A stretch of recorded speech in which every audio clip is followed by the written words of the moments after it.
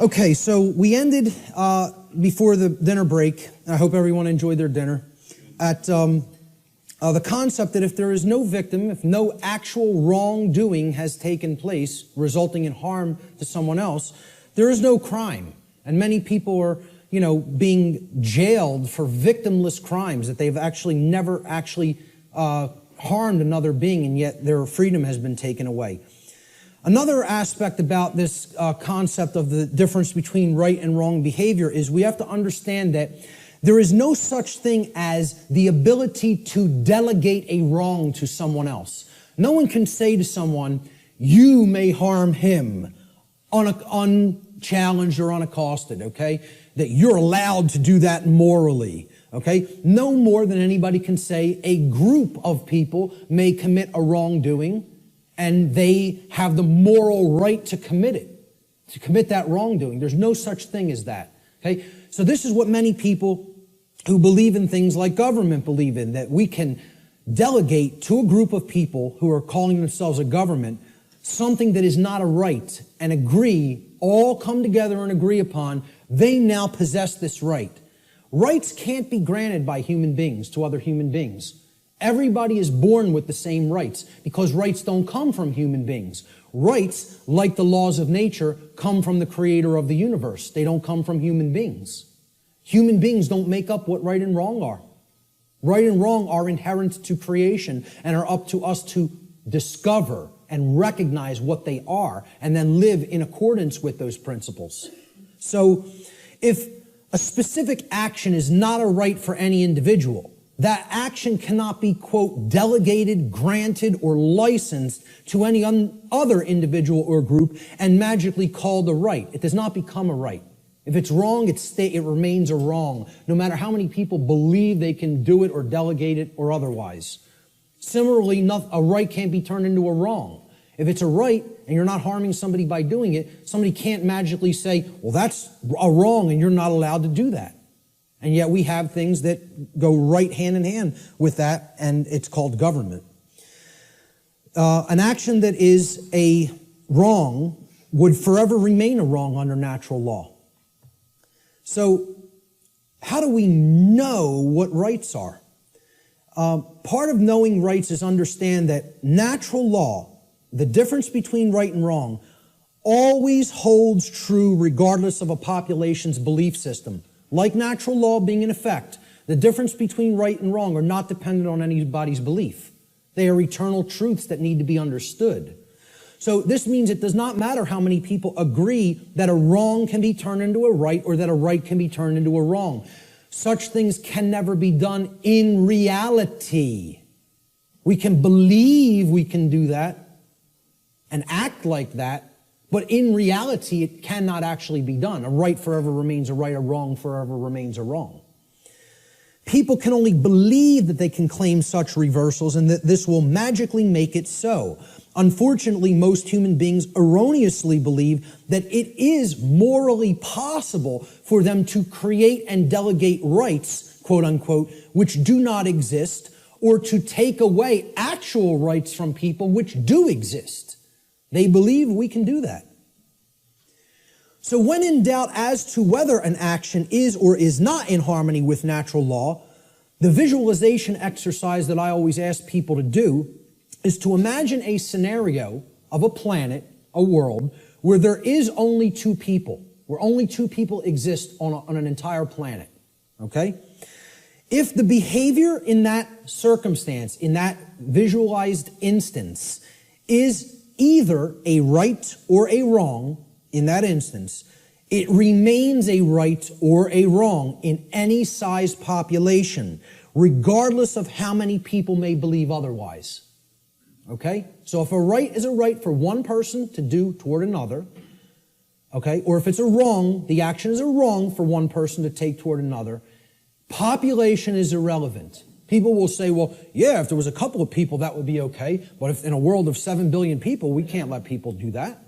Well, this has nothing to do with what right and wrong is. As if they're changeable. Let's look at this scenario. So there's our world, and there's two people, okay? Two well-groomed businessmen. And we're going to look at an instance. Let's look at taxation, the concept of taxation. Is taxation of any kind a right or a wrong? Is it morally acceptable and justifiable, or is it something that is actually a wrong? So let's look at what taxation really is. And again, we're not going to euphemize. We're going to talk about it straight on. So here's what taxation is. It's not what I believe it is. I'm getting down to the heart of the matter and describing what it actually is. Taxation is the claim that a specific group of people who call themselves government have been given a, quote, right. They've been delegated a right, okay? We've written down a law, and we say this people calling themselves the government and the IRS have a right to do this particular action, this activity, okay? This behavior. They've been given a right to confiscate, unwillingly, I might add, an arbitrarily chosen percentage of the product of another individual's labor. Now let me just start with this, right? If you ask anybody, how many are you going to voluntarily pay more taxes? Nobody will raise their hand. And you say, why not? Well, because I could barely afford to pay the ones I'm paying now, and I don't want to volunteer any more money toward that endeavor. Quite frankly, I want my resources for myself to use as I see fit voluntarily. But if the government then said, well, your taxes are going up by 5%, how many people would pay them? Most people would. Because subconsciously or consciously, they recognize they're under coercion. They're actually under duress. They're being told that if they don't give this at the command of the people who are confiscating it, that some form of violence will be conducted upon them, whether through the form of fining them and saying, we're going to take more of your resources, whether by saying, we're going to throw you in a cage and make you stay there for as long as we say you need to stay there, okay? Or by actually conducting actual physical harm upon them. So, again, we're saying that this quote-unquote right is given to individuals who call themselves government, and then they have the right to confiscate this arbitrarily chosen percentage of the product of another individual's labor. Because that's what money is, okay? Or that's what, whatever we make through what we work, that's the product of our labor. We work and then we get compensated for it. So that's an exchange for labor that we have done. That's our property, because we gave labor in return for that. So this is done whether or not the other agrees to share that product voluntarily. It's not a voluntary process. Coercion is involved. Taxation is enforced by the threat of violence, which is behavior that will result in bodily harm, or imprisonment, which is the taking away of physical freedom of movement, if those from whom the product is being seized attempt to resist this confiscation. This practice is always, quote, justified, and the word justify actually breaks down etymologically. The word justify means to create a right. That's what justify actually means. Jus in Latin means right or law. And then facere means to create or to make. So to justify means to create right, to make a right up and conjure it into existence. So it's always justified or made into a right, quote unquote, by those who claim that such a practice is necessary and required to, quote unquote, uphold the common good. This is the justification offered for the seizure of the product of people's labor involuntarily. Now, if we are honest with ourselves, if we define the concept of slavery, and I think this is a good definition for slavery, would it be fair to say slavery is the involuntary confiscation of 100% of the product of the labor of another human being? That be a fair definition? You're saying you're working, I'm going to take whatever you generate as a result of that work that you're doing. It doesn't belong to you. The product of your labor doesn't belong to you. All of it belongs to me. So you work for me. I take everything that you have been able to amass or create through the labor that you have done. I think everybody here would agree that's slavery. That's as good as a definition of slavery as you're probably going to get. I mean, we can come up with some other definitions that involve coercion and physically shackling and keeping people. But if we really are honest with ourselves, what is the purpose of slavery to begin with is to make others work for free and then take all of the product of the labor. That's what slavery was conducted for. Okay? So, if we're defining slavery as the involuntary confiscation of 100% of the product of the labor of another human being, we should be able to clearly see that there is no magical percentage to which we could lower this number that would no longer make it slavery. So I ask people, if the person who's saying I'm going to confiscate 100% of your labor and keep it for myself would say, well, I'm going to take 75%. I'll take 3/4. You can keep 1/4 of what you've created.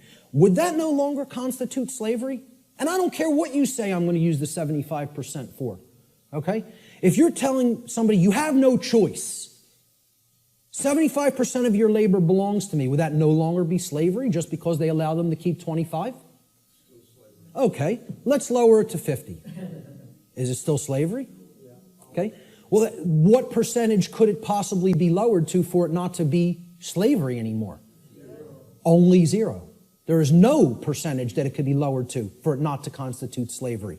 And again, if we're being honest with ourselves, many people want to justify this in many ways by saying, oh, it's used for services which someone doesn't have a right to refuse. You know, I tell people, hey, if I said to you, I'm a computer technician.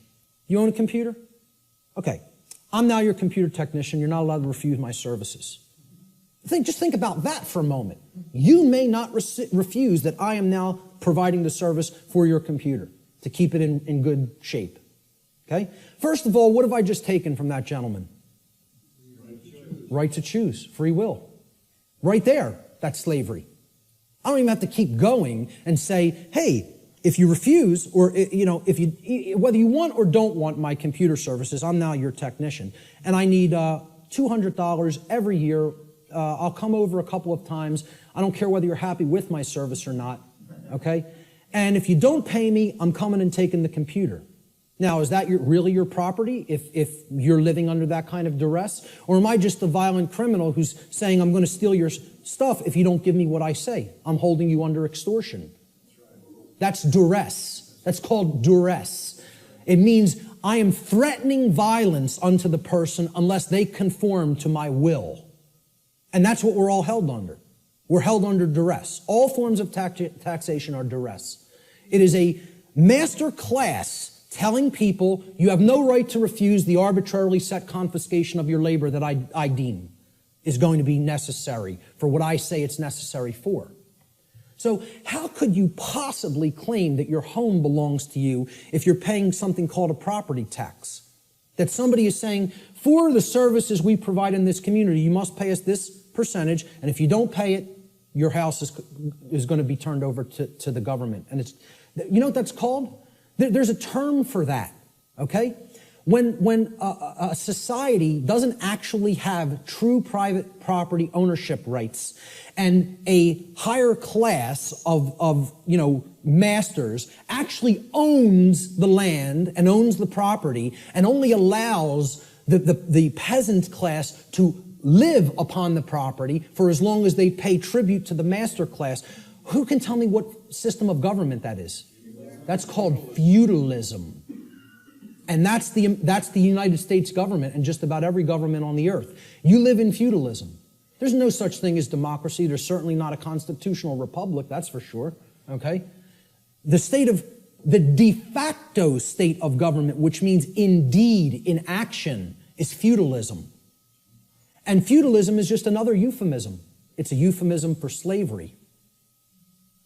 Okay? Because slaves aren't allowed to own property. Slaves aren't allowed to keep the product of their labor. You know? That's all it really is. If we're being honest with ourselves. Once again, there's my catchphrase for this section. Okay? We want to euphemize it, justify it, call it something else. Right? I said this to that New Age woman at the UFO conference. And she said, again, I prefer not to see it that way. Well, you're not being honest with yourself. You're lying. It's called lying to yourself. That's what cognitive dissonance is. It's called lying to yourself. Okay? So, If we're being honest with ourselves, taxation is merely a euphemism for theft, violence, and slavery, the practices upon which it is actually based. And since no individual anywhere on earth has the right to claim ownership of the product of another's labor, such behavior can never be, quote, delegated to a group of people and called a right. Therefore, it follows logically that all forms of taxation, I don't care what they are, excise tax, property tax, gift tax, inheritance tax, income tax, I don't care what form it is, taxes on corporations even, okay? All forms of taxation are always wrong according to natural law because they are all based in the destruction of free will, they are based on coercion, and they are ultimately based upon violence, all of which are wrongdoings, all of which are forms of theft, and all of which not one individual has the right to perform upon another. And this is what people want to justify and believe can be magically turned into a right, just because they want to euphemize it and call it taxation. Let's look at another example. Prohibition, one of my pet peeves, okay? I'm big into health, into eating right, okay? I'm huge into juicing. It's one of my favorite things to do. Purification of the body is part of purification of the mind, all right? But I'm going to tell you, I'm 100% for anybody being allowed to put anything into their body because they own their body. If I want to break up this remote control in little pieces and eat it with a sprinkling of pepper, then that's my right to do so, regardless of what the chips may do to my intestinal tract, okay? There's a reason I have the right to eat this remote if I want to. You want to know why? My body is my property. It belongs to me. Now, we did this in the natural law seminar. We asked people, do you own your own body? Almost every single student in the seminar, now, of course, they immediately answered, yes, I own my own body. The students grasped this, okay? The people they were asking the questions to, okay, because the students were doing the tabulation of, accumulating the answers from people that they asked the questions to. And one of the questions I asked them to ask people is, do you own your own body? Almost every student in my first natural law seminar, when they asked people if they own their own body, they came back to the next class and almost every student said, almost everybody they asked that question to paused for a long time and thought about it. Had to sit and think about this question. Could not immediately spit out, absolutely, my body is my property. And because I think people want to overthink things and say, well, am I going to own my body forever? I'm going to die one day. Does that mean I don't own it now? What's the over-intellectualization and mystification of this concept? I tell people, I recognize fully I'm going to die one day and this flesh is going to crumble and pass into the earth, okay? Does that mean I don't own my body right now? I'm using my body right now. That's why I own it, specifically.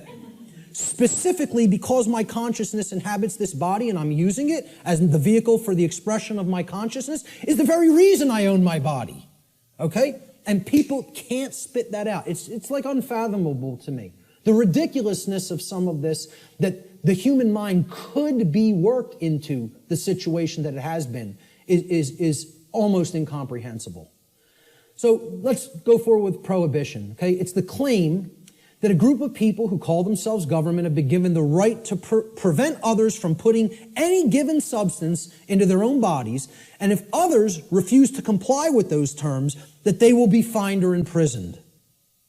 And it should be self-evident that if an individual's body is actually their own property, and it is, then that individual always maintains the natural right to decide what will or will not be put into their property, which is their body. Why can you put what you want into your car or your home? Because you own it. It's your property, okay? Technically, it should be. I mean, technically it isn't really, but my whole point is nobody else can tell, no other individual can tell you what you can and can't put into your home, okay? Could I tell you, hey, I don't want you putting that jacket in your car. You're not allowed to put it in there. Well, who am I to tell you you're not allowed to put that in there? It's your property, okay? So why would we accept that would not accept that, but we would accept I can't put something in my own body that I deem that I want in it. Okay? Because people can't separate the act of imbibing the substance or putting the substance into the body, okay, from the action that people may subsequently take. And they're two different things. So somebody might go out and want to get smashed tonight and do a bunch of drinking, but if you then go out on the street and start clubbing somebody with the nearest available blunt object, you don't have a right to do that. You had a right to go drinking, okay, any more than you would have a right to go snort some cocaine or bang some heroin into your arm, okay? I don't think those two things are particularly good ideas, but I support your right to do it. But hey, if after you do those things you go and hurt somebody else, you got to be held accountable for the actions you just took. That's what personal responsibility is all about. And these two things need to be delineated from each other. We have to clearly be able to separate the act of the right to put something into my body and me still being personally responsible for what I do with my body. Okay? So, understanding that this is a claim made to tell people that I'm going to make the decision about what you put into your body, we can easily see this claim of this right to command what will or will not be put into the body of another person. What it actually amounts to is a claim of ownership upon the body of another person. If I'm telling you you can't drink orange juice, I'm making a claim, your body belongs to me because I'm going to decide what goes into it or what does not go into it. Okay? So if I say carrots are off limits for your consumption, sir, and they may not be ingested, I've just made a claim that I own your body. Well, what's the claim on the ownership of another person's body called? Slavery. If we're not euphemizing it, and if we're being honest with ourselves. Okay? Prohibition is merely the claim of ownership upon another person's body is called slavery. Therefore, prohibition is merely a euphemism for slavery that is backed by violence, regardless of the justifications made by those who claim such practices are, quote, necessary for the common good. That's always the justification. Since no individual anywhere on earth has the right to claim the ownership of another person's body, such behavior can never be delegated to a group and magically termed a right. Therefore, all forms of prohibition are always wrong according to natural law. Doesn't matter what the substance is. Doesn't matter what it is. How destructive it may be to the body or brain. Look, if I want to go under my sink, take some cleaning supplies and make a nice cocktail with some lye and some roach poison and some rat poison, stir it up in a water solution and go glug, glug, glug, glug, glug. That's my right. Want to know why? Because I own my body. I own my consciousness and my body, period, the end. So if I want to do that, that's my right to do so. Okay? Nobody has a right to tell me what I can and cannot put into my body. Yet we accept this because of these justifications that, it's for the common good. Forget what rights are. You know, it's for the common good. We need to accept slavery for the common good. Yeah, it works out like that. So how about licenses and permits? These are claims that a group of people who call themselves government. And again, we're going back and visualizing. Imagine one person trying to make this claim to another person. Nobody would find it legitimate. Nobody would find that one person may make that claim to another person. Yet we think these other people called government have rights that individuals don't have. That's what we think. That's called mind control. Mind control is getting people to accept some people have rights that other people don't have. That's what it is. You know? So go back to that visualization exercise. Can one person make that claim over another and have it be legitimate? Of course not. So if nobody has that right, how could that right be delegated to somebody else? It can't.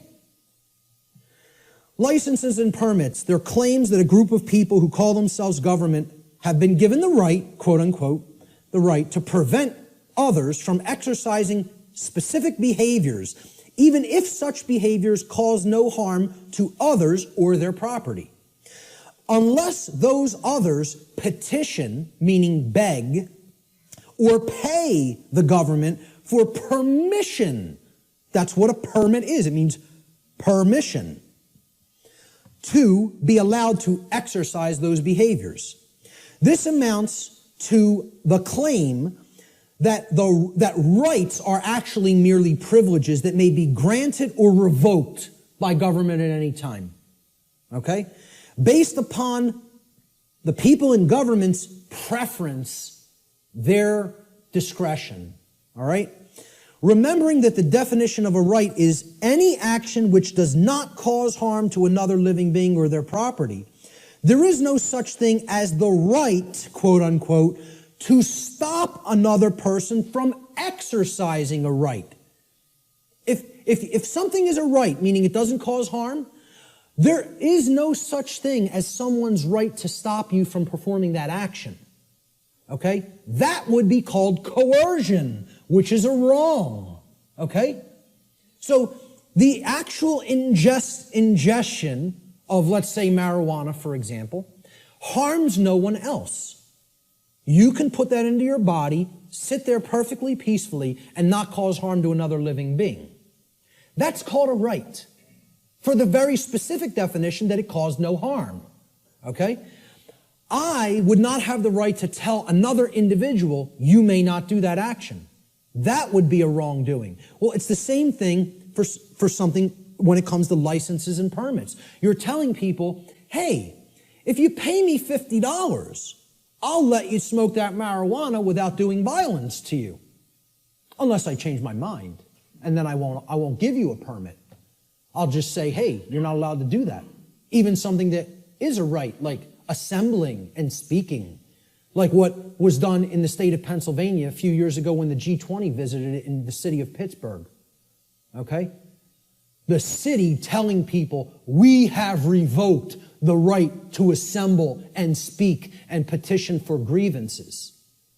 You don't have the right to come and speak. No protests will be tolerated, or we'll hit you with sound and water cannons. You know? And people just laid down and accepted it. The whole city of Pittsburgh.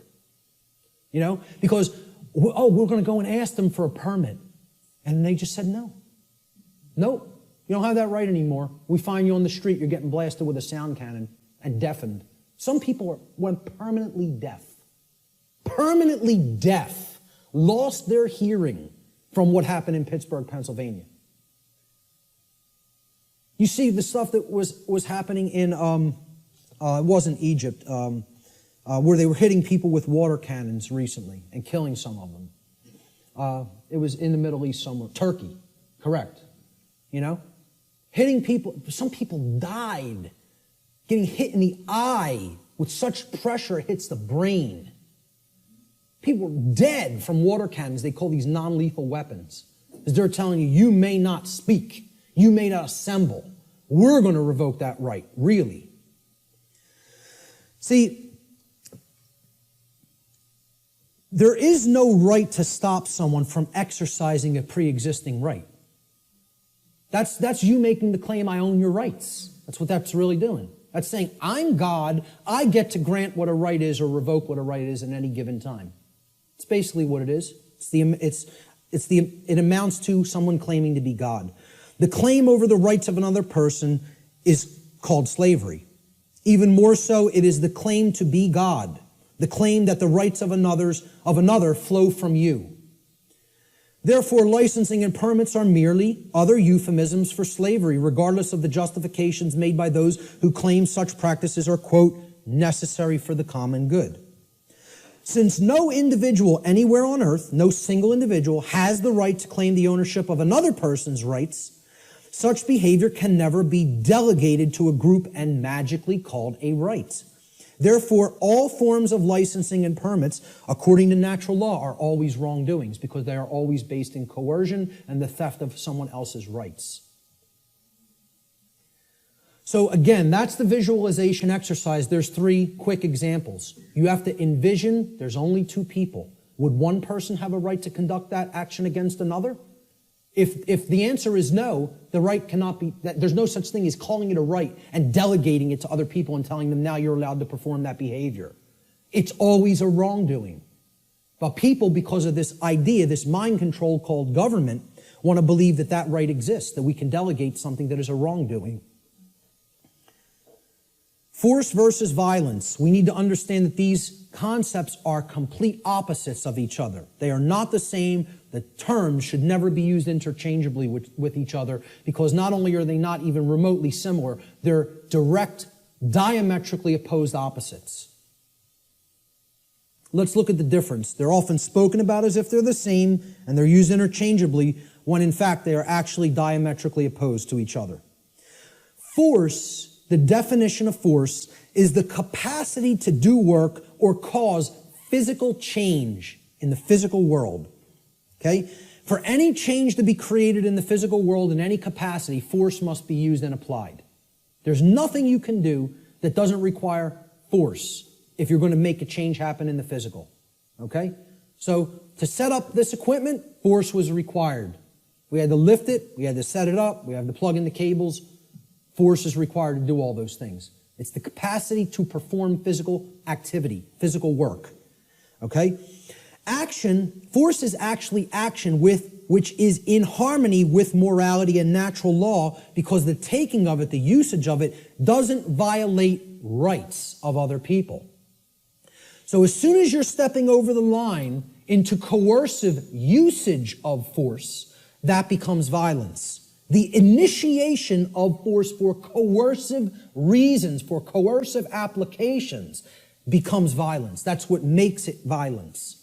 Force itself is not violence.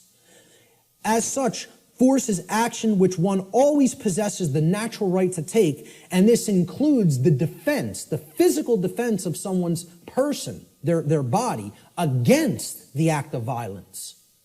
Force may be applied in that situation. When you are accosted with violence, you do reserve the right to use physical force defensively against such an assault. Violence, on the other hand, and this is the key to keep in mind with violence, it is the immoral initiation of physical power to coerce, compel, or restrain unrightfully. No one has the right to ever enact violence, because violence is always starting it. Initiation, that's the key word there. It's the immoral, the unrightful initiation. So, teachers in schools will, if there's a skirmish that happens between a couple of male students one day, they'll say, it doesn't matter who started it. All that matters is who started it. All that matters is who started it. All that matters. Because the person who actually conducted violence is the person who struck first. They initiated the immoral use of physical behavior, of physical force, physical power to coerce, compel, or restrain. Therefore, when the person beats back that physical assault with force, they have not committed an additional wrongdoing. Okay? It's difficult for many people to understand who are in right brain imbalance. They don't want to acknowledge that you maintain the natural right to use force when you are accosted with violent behavior. If someone just came up to me on the street and started swinging, okay, because they want something I have, or just because they don't like the look of me for whatever reason, they don't have the right to do that. If I replied by beating back their attack with sufficient force to put that action down, how many wrongdoings would have been committed? One. Correct. One. Not two. One. Because I maintain the right to defend myself with physical power, with physical force when necessary, when violence, meaning someone else started the immoral behavior. That's what matters, the initiation. Who started it is all that matters. All that matters. And again, it's a very difficult thing for the ego to comprehend. The ego doesn't want to hear that. It's been conditioned so long that responding with force is also violence. We are verbally and mentally equating these two things, and when in fact they are actual complete opposites. Okay, if a kid got hit by somebody else in a school, and then that other kid maybe even said once, stop what you're doing, and then when the other kid wouldn't stop, he punched him and knocked him out. Okay, I would ask other people, who struck first? And if the kid lying on the floor struck first, I'd say you got what you deserved. That's it. Because that person had a right to defend themselves. You had no right to strike him. You initiated the violence. He responded with defensive force. Many people don't want to hear that because they're very conditioned. And I'm not saying you have to do that. You also reserve the right not to do that. But the right does exist.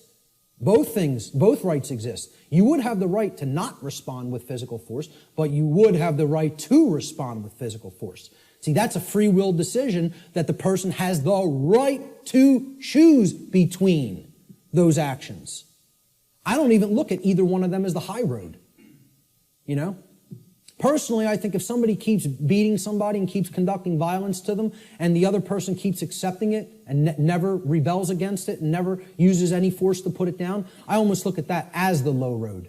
I'm not a pacifist. Not a pacifist. Okay? I am 100% about non-violence, meaning don't initiate harm to other people. Don't start it. Don't start none, won't be none. In street lingo. That's how it really is. Okay? But if somebody else starts it, they're asking to be put down with the amount of physical force that is required to put down the act of aggression. Violence is coercive action. See, that's the key. It's always coercion. Saying, you're going to do what I want you to do, or then I'm going to strike. Then I'm going to commit the act of violence. It's coercive. It's action which is always in opposition to morality and natural law for the very reason that it involves the violation of others' rights. That's why it's called violence. It's a violation. The act of violation it resulted in violence. Your rights have been violated. That's why it's called violence. It's the same root word. Violence is action which one never possesses the right to take, ever. There is no such thing as the right to commit violence. Doesn't exist. Because violence is the immoral initiation of physical power to compel, coerce, restrain, which no one has the right to do. No, you don't have the right, no one does have the right to initiate that type of action. Force, on the other hand, there is a time and a place to exert that force in a defensive capacity. All right, so we'll talk about that here. This piece of trash comes up to somebody on the street and says, give me everything that's valuable. I want your shoes. Oh, they're leather? Take them off. Take the wallet out, all the jewelry. Give me your purse. Give me your wallet. Okay? It's called a thug. Nobody would believe he has the authority or the right to do that, and we would have the moral obligation to obey this criminal. You know, if the criminal started calling himself government, we might start believing it. Right? But let's say somebody on the street saw what was being done, took out their own 9mm and blew this guy away. How many acts of violence were committed? One. They would look at it like that. But what I understand. But again, that's somebody saying, I prefer not to see it that way. Well, again, perception and reality do not really align in many cases. They're not the same. That person is incorrectly perceiving what is. They're not seeing the truth. And many people don't want to hear that that's the truth because they're very conditioned and they are very well-behaved slaves. You know, as harsh as that is to say, they don't want to understand that the inherent right to use force against violence exists and is always our right. Always. Now, I'm not telling you go out and immediately do that either because the perception is so screwed up in the body of humanity that the majority of people don't believe that would be a right. And they'll persecute you for doing it. You see, the self-defense principle is continuously being eroded. Human beings possess the natural right to defend themselves from violence with defensive physical force. A person who is accosted by violence possesses the right to stop the person who is conducting the violence from continuing to do harm to them with any amount of force that is necessary to stop the attack or the assault, okay, up to and including deadly force. I would say, if you want to be nice about it, give the person one verbal warning to stop. Say no once. After that, it's on. That's it. And that's really my policy. Okay? That would be my policy on the street with an individual. The problem is here, the so-called authorities of the government, like you say, don't want to see it that way, and they're constantly trying to take this right away from somebody. They're constantly trying to say, no, we own the monopoly on the usage of force, and all you may do is wait and be accosted and assaulted until one of us shows up. Well, you know what that's called? It's called a big crock of bullshit, is what that's called. And it shouldn't be accepted by anyone who has any common sense. Shouldn't be accepted by anyone. Unfortunately, again, like I said, people are very, very well conditioned. And they think that this is an example of two wrongs don't make a right. There's no two wrongs committed there. There's one wrong committed, and then there's a right that is being exercised. Big difference between exercising a right that involves the defensive use of force and committing a wrongdoing which involves the initiation of violence. And people got to get clear on this. They have to get clear on it. So the question becomes, does violence magically become a right when it's conducted by government? When they shut down people's free speech rights and assembly rights? Or when they conduct direct theft from people through what's this euphemized form of slavery called taxation? And like I said, I'm not asking you to accept or believe taxation is slavery. I'm telling you, if you don't understand that, you're wrong. I don't care what you think. I'm telling you it is that way in truth and in reality. Taxation, slavery. Shutting down of people's rights is slavery. Telling people what they may or may not put in their body is slavery. It's not my perception. That's what is. Okay? And that's what we're accepting as a people. We're accepting that. These people have no more right to do it than any other individual would. And this concept brings us to the way I try to define and explain to people what real spiritual enlightenment is. Because what the New Age community is telling you that an enlightened being looks like is equally as a big crock of bull of what people who don't understand self-defense, the self-defense principle, believe. Okay? Enlightenment is not what this New Age nonsense community is trying to tell people that it is. All right? It's not about not taking action and sitting under a tree and meditating until you're magically enlightened. Okay? Enlightenment means knowing what's going on around you. Enlightenment means knowing what's going on within you. Enlightenment means truly knowing the true objective difference between right and wrong and living that in your life on a daily basis. Enlightenment means not aggressing upon your fellow human beings, but not agreeing voluntarily to be aggressed upon by them either. Okay? There's two pillars, two dynamics that go hand in hand with real enlightenment. I call this the two pillars of enlightenment. Okay? So here they are. The first pillar is the sacred feminine principle. This has been called the non-aggression principle. All right? It is the simple law of don't engage in violence. Or, quite simply put, don't steal. Don't steal. We talked about that. That's what all spiritual law can be boiled down to. Don't steal from other people. Don't take what isn't yours. Don't take life that isn't yours. Don't take property that isn't yours. Don't take rights that aren't yours. They're the property of others. Respect their ownership. Okay? Most people can grasp this pretty readily. Okay? And even in the New Age movement, they grasp this. In other words, don't immorally initiate non-rightful use of physical power to coerce, constrain, or compel the rightful physical behavior or free will choice of another sentient being.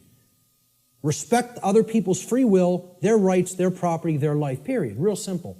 It's the golden rule. Don't do things to other people that you don't want done to you. I always state it in the apophatic, in the negative. It's much more powerful that way.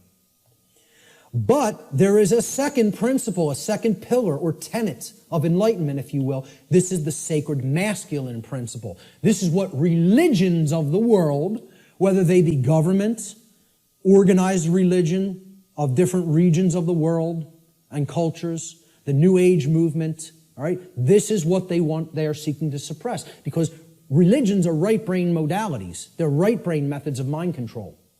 Just like government, who thinks it's a monopoly on the physical use of force, that's a left brain imbalanced mindset.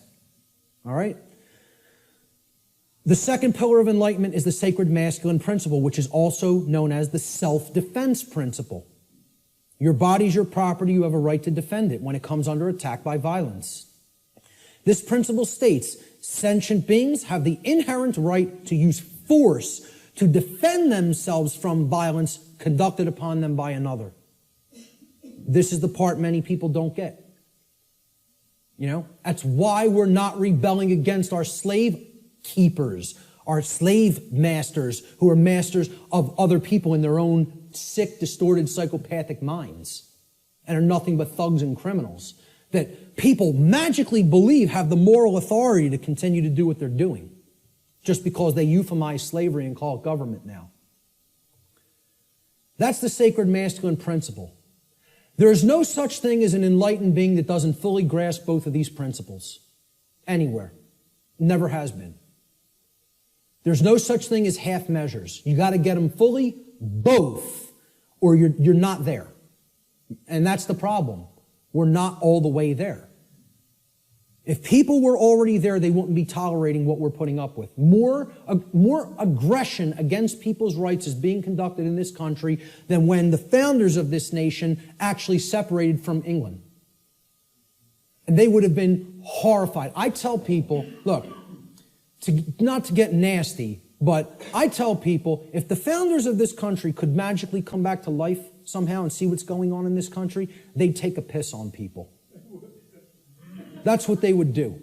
That's how much disrespect they would have for what we're putting up with. You know? Again, just to say it the way it really is. That's what they would want to do to us. Because they would tell us, we warn you about all this. We warn you about it all.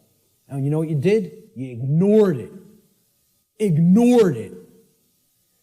So what did all those people who died in that revolution die for?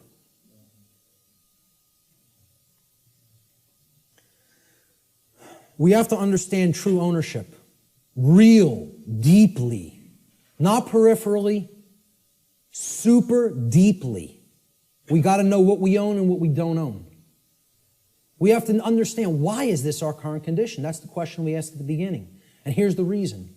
The reason our species continues to experience a systematic and growing loss of freedom is because we collectively do not deeply understand ownership and we continue to commit and condone theft. This is a prison for thieves. That's what Earth is. It's a prison for people that don't want to respect ownership. They want to take things that aren't theirs. And that's what we're here to learn. We're here to learn that there's only one natural law. Stop stealing from other people. Stop taking things that you don't own. Stop condoning theft of things that other people don't own. Don't condone that activity, that behavior either. So what is ownership? What's the definition? What does it entail? To own a thing means that regarding that thing, an individual maintains three basic things regarding it. The first is rightful possession. It means you acquired it without doing harm to somebody else. So you rightfully own it, lawfully own it. Okay? You're in possession of it. You have it in your possession. It is yours. The second thing is you control its usage. Okay? So your house, you control its usage. Your car, you control its usage. Your clothes, you control their usage. My computer is mine. I control its usage. I'm using it. Okay? Control of the usage of something means that you own it. And most of all, maintaining personal responsibility for that possession is the third aspect of ownership. So to own something means I'm in lawful, rightful possession of it. I control the usage of that thing, and I maintain personal responsibility for it. All right? And this is what we have to understand. Natural law can be essentially reduced to one single spiritual law.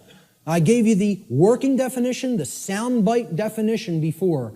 Here's the super simplified two-word concrescence of all of this information. Natural law gets boiled down to two words. Don't steal. That's it. You want the key out of the prison? You got to understand property. You got to understand all rights are property rights. Stop taking the property of other beings. Stop condoning the taking of the property of other beings. The end. You know, I should just get up here and say, don't steal, the end, everybody go home. Should be that simple. That's the key, folks. That's the key to the prison door. And what we're really talking about here is common sense. That's what conscience is. People don't think of conscience as common sense. They don't think of conscience as knowledge.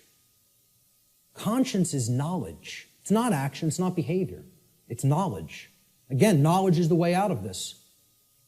Okay? And this is the knowledge that has to be developed. Conscience comes from the Latin prefix con, meaning together, and the Latin verb sciere, meaning to know or to understand. You put them together, to know together, to understand together.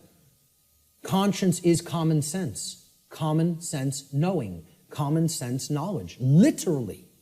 From the etymological breakdown of the word. Con, together, science, to know.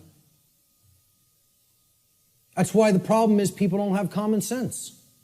That's why I'm sitting there almost laughing hysterically that I need to try to teach common sense to people. The ridiculousness of it. What we all need to be doing is doing that work, I know you guys get a lot of this. We need to start reaching out to other people. I'm going to talk about that in a moment. Conscience, the definition of it, is the definitive knowledge of the objective difference between right and wrong according to natural law. Objective. Definitive. Okay, it's not up for debate. It exists inherently and objectively. It can be understood, known, discovered. This is different from action. Conscience is the knowledge, then we act upon it. Okay? So it's different from understanding something and acting upon it. Right? To have conscience is to have common sense. It's to know the difference between right and wrong and understand that difference deeply. Then we're going to convert that into action. We exercise conscience. The exercise of conscience is actually action. The exercise of conscience is the free will choice of right action over wrong action once the definitive knowledge of the objective difference between right and wrong according to natural law has been acquired and integrated into the being. We acquire that knowledge first, understand it, then we act in either accordance with it or disharmony with it. If we act in accordance with it, it's called the exercise of conscience. That's action. The law of freedom. This is one of the basic laws within the body of natural law. It's real simple. The law of freedom states that freedom and morality are directly proportional. It's a mathematical equation that works 100% of the time flawlessly. As morality increases, freedom increases. As morality declines, freedom declines. This means the more moral a population is, the freer it becomes. The more immoral a population is, the deeper into bondage and slavery it goes. Another way of saying this is to say that the presence of truth and morality in the lives of the people of any given society is always inversely proportional to the presence of tyranny and slavery in that society. The more truth and morality there is, the less tyranny and slavery there is. The less truth and morality there is, the more tyranny and slavery there is.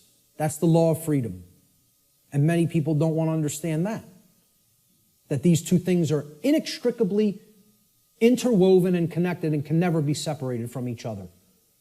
The presence of truth and morality in a society and the presence of freedom or its lack in a society. True freedom can never exist in a society that embraces moral relativism, which is the idea that there is no inherent and objective difference between right and wrong. So that humanity may just arbitrarily create or decide right and wrong for themselves. That's the ideology called moral relativism. As I've said before, it is the second tenet of the satanic religion. And it is deeply entrenched in this country and in the world. In our polls that we conducted, the psychological little tabulations that we did asking several people questions, 2/3 of people were moral relativists. 66%. Think about that. 2 out of 3 people believe there's no such thing as an objective difference between right and wrong and feel these are just constructs that exist by human beings and we get to make up what's right and what's wrong. 2/3 of people. That's where we're at. That's where we're really at. Natural law versus man's law or government. Here's the differences. Natural law is based upon the principles. It's based upon principles and truth, meaning things that are inherent to creation and are not made by humankind. Natural law can only either be harmonized with due to knowledge and understanding or rejected due to ignorance. So it's not something that is based on compliance because of we fear the punishment that would result of not understanding it. Okay, if you don't understand it and live according to it, the result is inescapable. Because men and women are not actually creating the result. Okay? The universe is bringing that result to us, intelligently and dynamically. All right? In other words, once again, this is about consequences. You behave a certain way, there's certain consequences. You change the behavior, you'll change the consequential results. Natural law is universal, which means that it exists and applies anywhere in the universe regardless of physical location. There is no place you can go in the physical universe to escape natural law. Let me know if you find a way out of this universe and into another where natural law no longer applies, and we'll take a look at it together. But until you figure out the way out of this universe and into a place that's not governed by law, you're bound by natural law. Okay? Natural law is eternal. It will exist for as long as the universe exists, and it is immutable. Exists and applies for as long as the universe exists and cannot be changed by anything humanity is capable of doing or any other species in the universe is capable of doing for that matter. Man's law, on the other hand, let's look at how this contrasts with natural law. It's not based on principles and truth. It's based on dogmatic beliefs that are programs that are running in the human mind. These are constructs of the mind that operate like programs. Man's law is complied with due to the fear of the punishment that will be conducted upon people who attempt to not comply with it. It's most of the only reason people ever comply with the law of man. And that's a very low state of consciousness, fear. That really is only going to get you all the negative things that we say we don't want if we're in that vibration.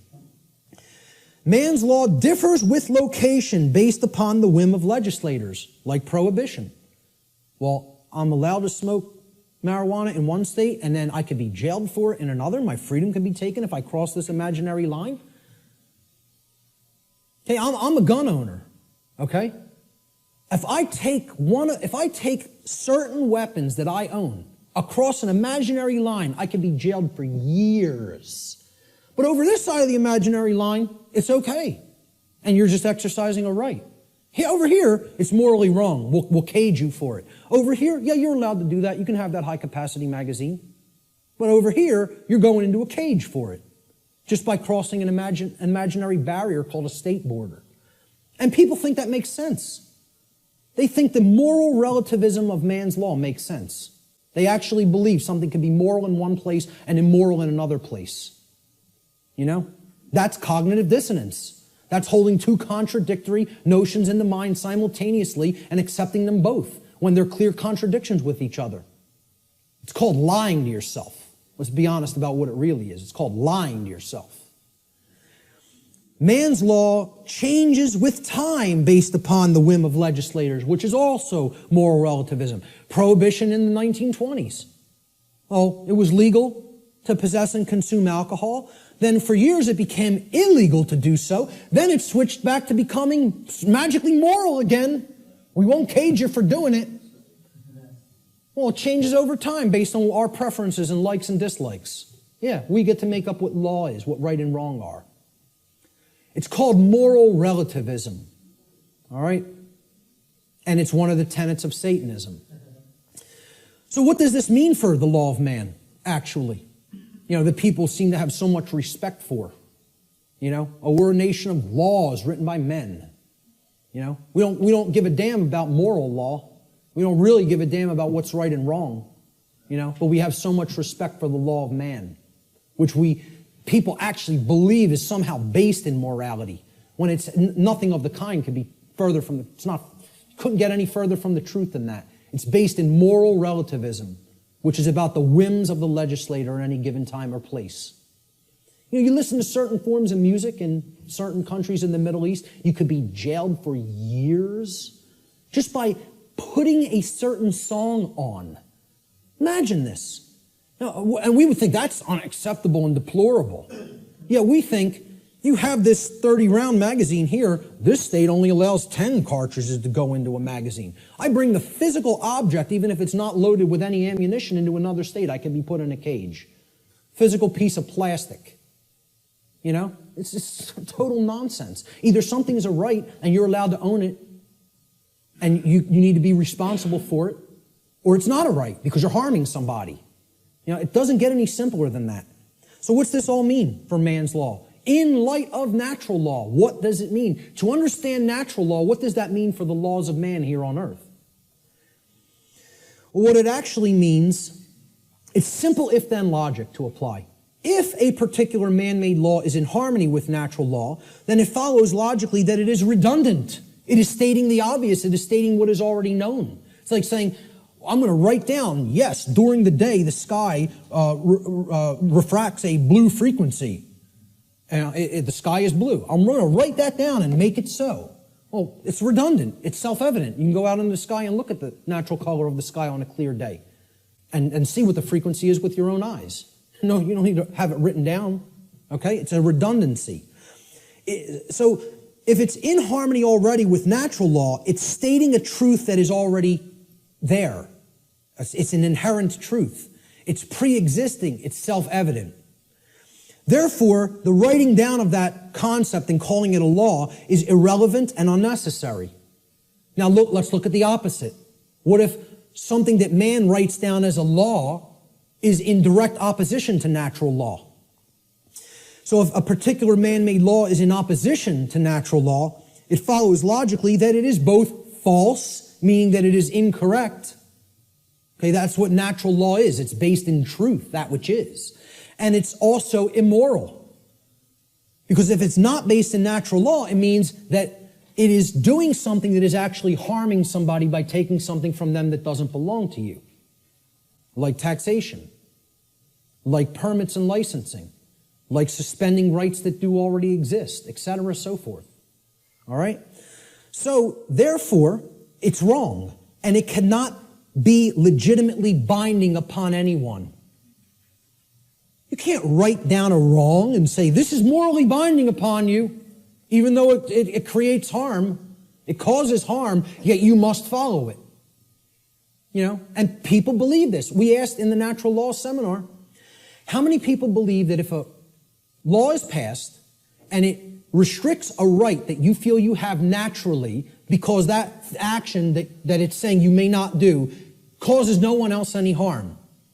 Do you have any moral obligation to obey that law until you could find a way to get it changed? And over 2/3 of people said, yes, you have a moral obligation to obey that law. Because these people have the moral right to issue commands and write down laws that constrain you, even if that behavior actually doesn't harm anybody and therefore is a natural right. You would still have to try to find a way to get that law changed. Nonsense. Nonsense. No one can be legitimately bound to a dictate of man that prevents somebody from exercising a natural right. It's called mind control, is what it's called. So in light of the differences between man's law and natural law, in light of natural law, man's law is both irrelevant and unnecessary, as it is either redundant because it is in harmony with natural law, or it is completely immoral because it is in direct opposition to natural law. This is a system of slavery that is not needed. There is equality under natural law, perfect equality. Everyone has the exact same rights. No one has any more or less rights than anyone else. Also, since rights are not created by humanity, and since they are the birthright of humanity, gifted to us by the creator of the universe, no human being or group of human beings is actually capable, in reality, of granting rights to anyone else, nor is any human being capable of revoking rights from anyone else. Everybody has the same rights. No one can make up a new right. No one can grant a right to somebody that is actually a wrong. Does not exist, never has existed, never will exist. This is an illusory belief system. All right? I'm not telling you people don't believe that can be done. I'm telling you in reality, in truth, it can never be done. Chris Leispooner phrased it pretty well. He said, government is nothing but men acting in concert. The morality and value of government, like any other association of men, will be no greater and no less than the morality and value of the men comprising it. Since government is nothing but men, its inherent, quote, authority to act is in no way greater or different than the, quote, authority to act of any individuals in isolation, like that example of two people on the planet. Government has no magic powers or, quote, authority that is not possessed by private individuals. Let he who asserts that government may do that which the individual may not do assume the onus of proof. That means the burden of proof, and demonstrate his contention. And you know what? There's nobody on this planet that can do that. Because when it comes down to it, if you're telling somebody else they may either commit a wrong against somebody else or prevent someone else from exercising a right, that's a lie. And that does not exist. Not in reality. It exists in a diseased mind is where it exists. Only in a sick mind is where that belief exists. You have to be imbalanced in the mind, in the psyche, to believe that that's true. It's a mental illness. I mean, that's what it really is. The word government, you break it down. People say this word every day almost, and yet they've never looked at the etymological roots of the word. It comes from the Latin verb gubernare. Once again, no V in classical Latin. No V, okay? So again, V's were rendered as either B's or P's in classical Latin language.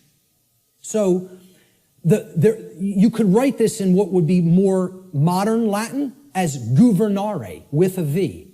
But in classical Latin or ancient Latin, there is no V, so it would have been rendered with a B, gubernare. Now, what's the election of a governor called? It's called a gubernatorial election. Gubernatorial. Gubernare is in there, okay? Gubernare means to control. The verb gubernare in Latin means to control. The Latin noun mens, which is where the second part of the word ment is derived from, means mind. Okay? So you put these together, and the word government actually literally, from its etymological roots, means to control the mind, or in other words, mind control. Now, I'm going to put something else up here for a moment. The etymological origin of the English suffix ment, M-E-N-T, is often debated in this etymological breakdown. All right? And I've gotten stuff about this constantly, and I've told people I'm not interested in hearing about it anymore. I know where this comes from. I know why the creators of the English language made it so. Made it like this. Okay? It is overwhelmingly clear by people who have studied linguistics and the origins of words, okay, in English from ancient languages, that the creators of the English language deliberately chose the Latin noun mens, meaning mind, to represent or mean in English the state of or the condition of. And this was done in direct keeping with the first principle of natural law, as we've already discussed, the principle of mentalism, which demonstrates that in order for any particular thing, event, or circumstance, any state or condition to exist in manifested reality, as it currently does, which is known as the plane of effects, it must have first existed in the plane of causality or the mental realm, the mind. Okay? We've already looked at that principle of natural law. So, anything that ends in ment, the original etymological derivation means that it was made that way first by a state of mind which led to its creation in physical reality. Okay? Any word you can think of that ends in M-E-N-T, meaning the state of or the condition of, means it happened in mind first, and therefore it led to the state of or the condition of in physical reality. Okay? So, when I say that government means mind control, It literally does, and that is an accurate etymological breakdown.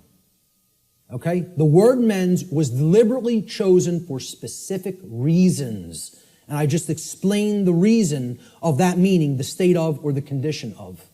And many people want to hotly contest that. I'm telling you outright, they're wrong. They don't understand why that was chosen. Mens, meaning mind, was chosen deliberately to mean the state of or the condition of.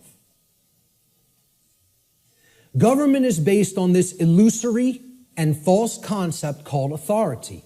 People think certain people are authorities, that they actually have rights that other people don't have. The right to command, compel, coerce, and tell people, this is right, this is what you're going to do, and if you disagree, I have the power to actually compel, coerce, or constrain you against your will. If you're not harming anybody, even in the taking of that action. Authority is based upon an equal illusion that is called jurisdiction. Now, if we break down this word, it comes from the Latin noun. Jurisdiction comes from Latin, jus juris. Jus juris in Latin means law. Juris is the possessive case. And the Latin verb dictere. So, jus dictere, juris dictere, jurisdiction. Okay? Dictere means to say or to speak. Thus, jurisdiction literally means to say what the law is. Or in other words, we get to make up what the law is. The law is not something that exists in nature and is based upon right and wrong and truth and morality. No, we get to make it up. We're God. We get to say what's right and what's wrong. And therefore, since we make the law, we're the owners of these people. They're in our jurisdiction. You know, we own them. And we get to make up what they're allowed to do and what they're not allowed to do. Authority ultimately is an illusion, again, of a diseased mind, a diseased psyche, based entirely in violence and built upon the erroneous and dogmatic belief that some people are masters who have the moral right to issue commands and others are slaves who have a moral obligation to obey the commands of the masters. I don't care what you want to call it. You can euphemize it any way you want. I call it what it really is. Slavery. That's what it really is. Doesn't come down to anything else. You can call it whatever you want, euphemize it, try to make it sound as nice or as pleasant as possible. It's all one thing. It's called slavery. It's always immoral and it needs to be ended. That's it. And we have to develop the knowledge and the courage to end it. The knowledge, the care, and the courage to end it. The belief in the legitimacy of, quote, authority, this illusory nonsense notion, is the belief in the legitimacy of slavery. Anybody who believes in that authority is legitimate and government is legitimate, whether they want to admit it or not, or know it or not, or understand it or not, I don't care what they believe. They are advocating the legitimacy of slavery. That's not my belief. I don't care who calls that my belief. I'm just looking right into the camera and saying this. Because I know the people in this room know that that's not my belief. I'm telling anybody who's listening to this, that's not my belief. That's eternal truth. Eternal truth. Okay? You believe in these concepts, you are a supporter of slavery. The end. That's how it really is. Not because I said so. Because that's how it really is. Okay? And that's called mind control. For somebody to believe that slavery is legitimate, you gotta be under deep mind control. You gotta be either that or a sick, psychopathic, absolute piece of garbage. Okay? One of those things or another is true if you believe in those concepts. And again, I'm not afraid to tell it to somebody right to their face like that. I don't care. I'm not here to serve truth, make friends, or be liked. I'm here to tell people what the truth. I'm not here to serve human beings, make friends, or be liked. I am here to serve the truth. Whether it will be accepted is not up to me. I'm doing what I'm charged to do by creation. Okay? Whether it's accepted is somebody else's karma, not mine. Ultimately, authority is the idea that man can become God and through, quote, jurisdiction, dictate the law. What the dark occultists of this world, who are behind ostensible governments in the world. You know, they set up all these institutions as temples, right? What this sick psychopathic priest class ultimately believes is they're going to become God. We're going to turn natural law on top of its head, and we're going to rule in hell. That's it. We're going to rule in hell. It's a religion. This is a religion. Okay, government's a religion. The concept of authority is a religion. Most people don't see it that way. And I mean religion in the term of false religion. Okay? It comes from the Latin religare. I laugh when I hear people say it comes from relegare or relegare, R-E-L-E-G-A-R-E, or relegare, okay? Which means to read over again, to go back over something that you've already read and read it again. It's the most ridiculous, nonsensical derivation I've ever heard for the word religion, to reread. I mean, please, let's put this to bed, folks. Religion does not mean to reread.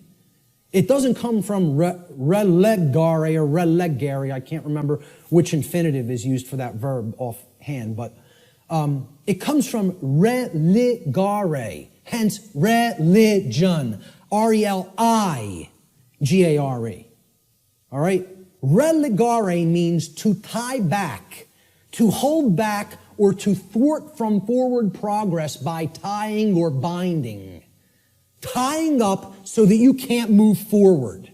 That's what relegare is, and that is the etymological root of religion. Because a false religion is a system of control that is based in unchallenged dogmatic belief which keeps the mind in a prison in order to hold back the progress of consciousness. And that's where the bulk of humanity is at, in a brain cage. They're in the mind cage, okay? There is a positive connotation of religion. It also means to reunite with. And what we need to reunite ourselves with is the truth and common sense and natural law and a knowledge that there's no such thing as legitimacy to slavery. That's what we need to reunite with, you know? And then we'd be living with true religion. We'd be practicing true religion instead of fake religion. We got to stop trying to make our religion truth. And we got to start making truth our religion. That's what needs to be done. So what's the one true divide that exists in humanity? People say, oh, this is separation talk. We're all one. No, we're not. There is one true divide that does exist in reality. And here's what it is.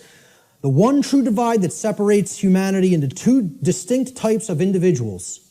The criteria for this divide is whether or not an individual believes in, quote, authority, and therefore believes that there is legitimacy to slavery.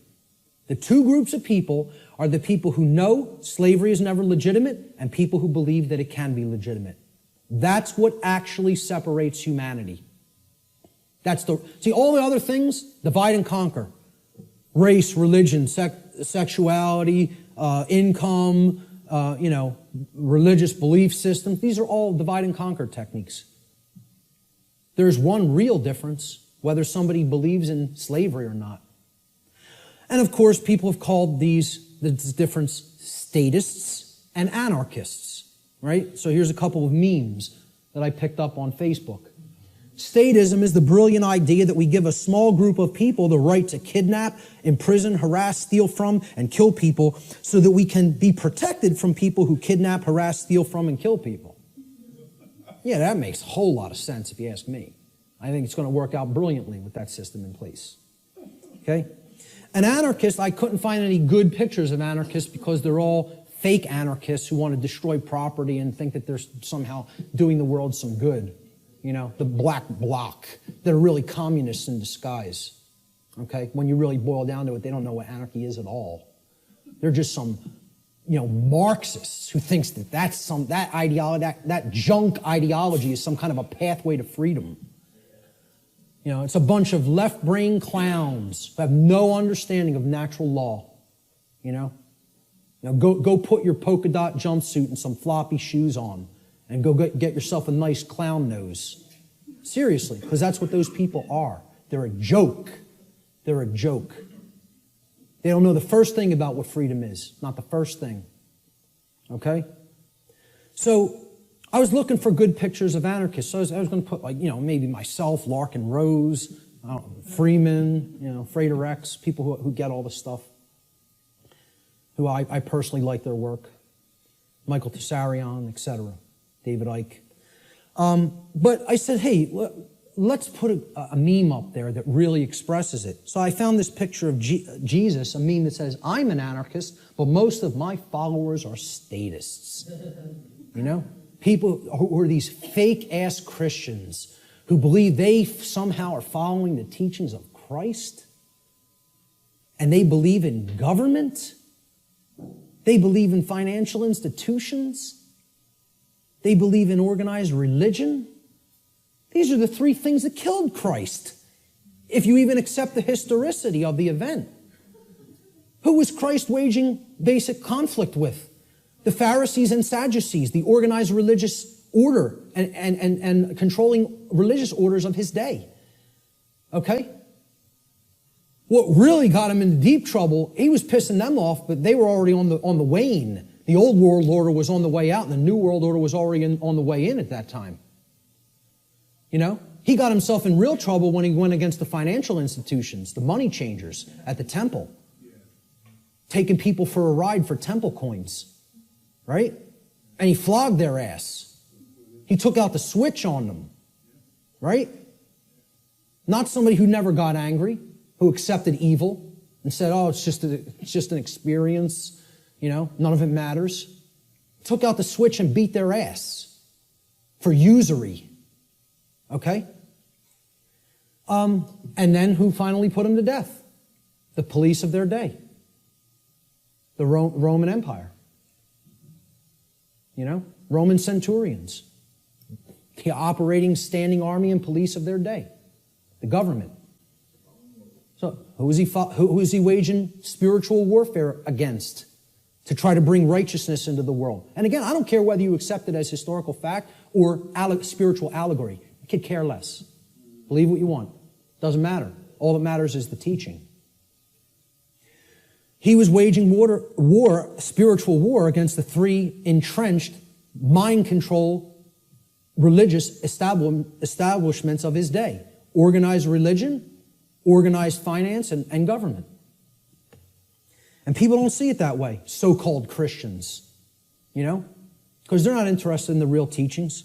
They just want to call themselves something and identify it and say, oh, that magically makes me this. Because you go to church on Sunday doesn't make you a Christian. No more than going to a synagogue would make you align with the true teachings of the Torah. No more than, attending a mosque would align you with the true teachings of Islam or any other religion. To take the core essence of the teachings of morality from those systems, They're all people who claim these faiths in name only when they don't understand real freedom. So a statist is an individual who erroneously believes there's such a thing as authority that is vested in certain human beings, magically giving them the right to rule over other people. This authority means that certain people who we call government have the, quote, moral right to issue commands to those whom they rule, those under their jurisdiction, and that their subjects or slaves have a, quote, moral obligation to obey the arbitrary dictates or laws, quote unquote, that are set by their masters. Most simply put, a statist is nothing more than someone who believes in the legitimacy of slavery. Conversely, an anarchist, a true anarchist anyway, is one who knows that there could never be legitimacy to authority or government because those terms are simply euphemisms for violence and slavery and coercion, which are always immoral and in opposition to natural law. Let's look at what the word anarchy really means. Again, you got to break it down. From the Greek prefix an, which means without or the absence of. And the Greek noun archon, they're written in Greek script, which means master or ruler. And again, I mean externally. One who externally rules another or claims to be the master of another. That's what the term archon means in its connotation. Anarchy, as we can see by putting these together, does not mean without rules. The word archon does not mean rules. Okay? Because there's always going to be rules in effect called natural law, the laws of morality. It means rulers, imposed rulers. That's what archon means in Greek. It literally means anarchy now, putting it together. An, absence of, archon, master or ruler. The absence of masters or rulers. Externally imposed masters or rulers. Meaning, when we put it together, okay, it means without rulers, without masters. Now, if you give people that term, no masters, no rulers, no masters, no slaves, what word are they going to associate those phrases with? Freedom. But if you tell people what does anarchy mean to you, what do you associate it with, what are they going to tell you? Chaos, which is the exact opposite. That's in that other column. Okay? They have deliberately obfuscated the meaning of the word through a mind control technique called endless repetition. If I could keep telling you a word doesn't mean what it means, that's not a projector, that's a hammer. Hey, could you check out my hammer over there and make sure it's projecting the image on the board correctly? You know, the bulb burned out in my hammer. I might need to go buy a new hammer. If I kept doing that endlessly for years and years and years, people would start calling that device a hammer. If I got enough people to keep calling it that. So they've gotten enough people to call freedom chaos. Think about that. They've gotten enough people to believe that the absence of the state of slavery means chaos instead of freedom. It's almost unfathomable. It's almost incomprehensible. The mind job that's been done on this species. It's almost incomprehensible. Anarchy is the state of existence where there are no masters and no slaves. Therefore, what it really means is the absence of slavery, or in other words, true freedom. That's all it means. I prefer to call it anarchony, okay? Keeping the entire word archon instead of taking out the O-N, okay? If we keep that there and call it anarchony, and I say I'm an anarchonist, people will ask, well, what the hell is that? And then you could really break the word down and say the absence of archons, the absence of those who would claim to be masters over a population of slaves. That's what an anarchonist is. It's saying that's illegitimate, that's unnecessary, and that we need to do away with that state of existence. Okay? So we look at these two, this true divide again, the statist and the anarchist. I call the statist the archonist. This is somebody who believes in the legitimacy of the archons, the rulers. Okay? And I'll be talking about in future presentation the concept of the archons more in future presentations. And the anarchist, as it's been called, I think should be called the anarchonist. Because that's somebody who knows that there's no legitimacy to the mastery over other people, or the rulership externally over others, keeping them as slaves or subjects. There's no legitimacy to that. And that's the one true divide that separates all consciousness here on the earth. The real divide and the real enlightenment comes, do you understand there's no legitimacy to slavery, or do you continue to believe that there's legitimacy to slavery? That's the divide in consciousness that has to be bridged. The fear of chaos. This is what keeps this system going. Chaos can't be viewed as something to fear. It's got to be viewed as a teacher, a harsh teacher, but a teacher nonetheless. See, chaos teaches us through the apophatic process what not to do. Okay? That's a bad idea. Okay? You probably shouldn't do that if your desire is not to burn your hand to the point where it's blistering and flesh is starting to peel off of it. If you don't care about whether that happens, by all means, keep it right on that stove. Okay? Right on that electric stove. But see, if you say, I don't want to be burned, There are requirements for obtaining that condition. It means you can't keep your hand on something that is extraordinarily hot, or natural law will take over and burn your flesh. Doesn't require your belief. That's how it works. Well, this is humanity. Humanity is the little child that is a little slow, and they want not to be burned, yet simultaneously they insist, no, I want to put my hand on the burner while the range is on and not be burned simultaneously. Well, good luck with that, folks, because it doesn't work that way. You don't want to be burned, the hand can't be kept there while the stove is on. The end. You don't want negative, self-inflicted suffering and chaos in your life? You got to align your behavior to natural law, which means you got to know the difference objectively between right and wrong, and willfully, through your free will, deliberately choose the right action over the wrong action. Then you won't be burned. But as long as you have your hand on that stove, which means you're in opposition to natural law, enjoy the burn. Enjoy it. Right? Get used to it till the flesh melts off the bone and then the bones turn into dust. Because that's what you're going to get. That's how it works. And again, nobody wants to hear that. They don't want to hear that the natural laws don't care about you. They work flawlessly all the time and bring you the result that you're creating. The control and slavery system is actually about the limitation of free will through the destruction of possibility. See, all they've done, right? The old world order used to be religion and priest kings, right? We're in between you and God. We're the intercessors, the intermediaries. We make the law, you're our subjects, you're our slaves, you obey, or it's our wrath. All they've done is take the concept of a singular ruler, which was the old world order, and they've converted it into the concept of now there's a ruling class called government that gets to make up what we tell you may or may not do. Okay? And they're up here at the top of the pyramid now. That's all. They turned it from a monarchy to somewhat of an oligarchy. But it's the same concept. We're the moral masters that you have a moral obligation to obey, and you're the slave class, that has an obligation to obey our commands. That's it.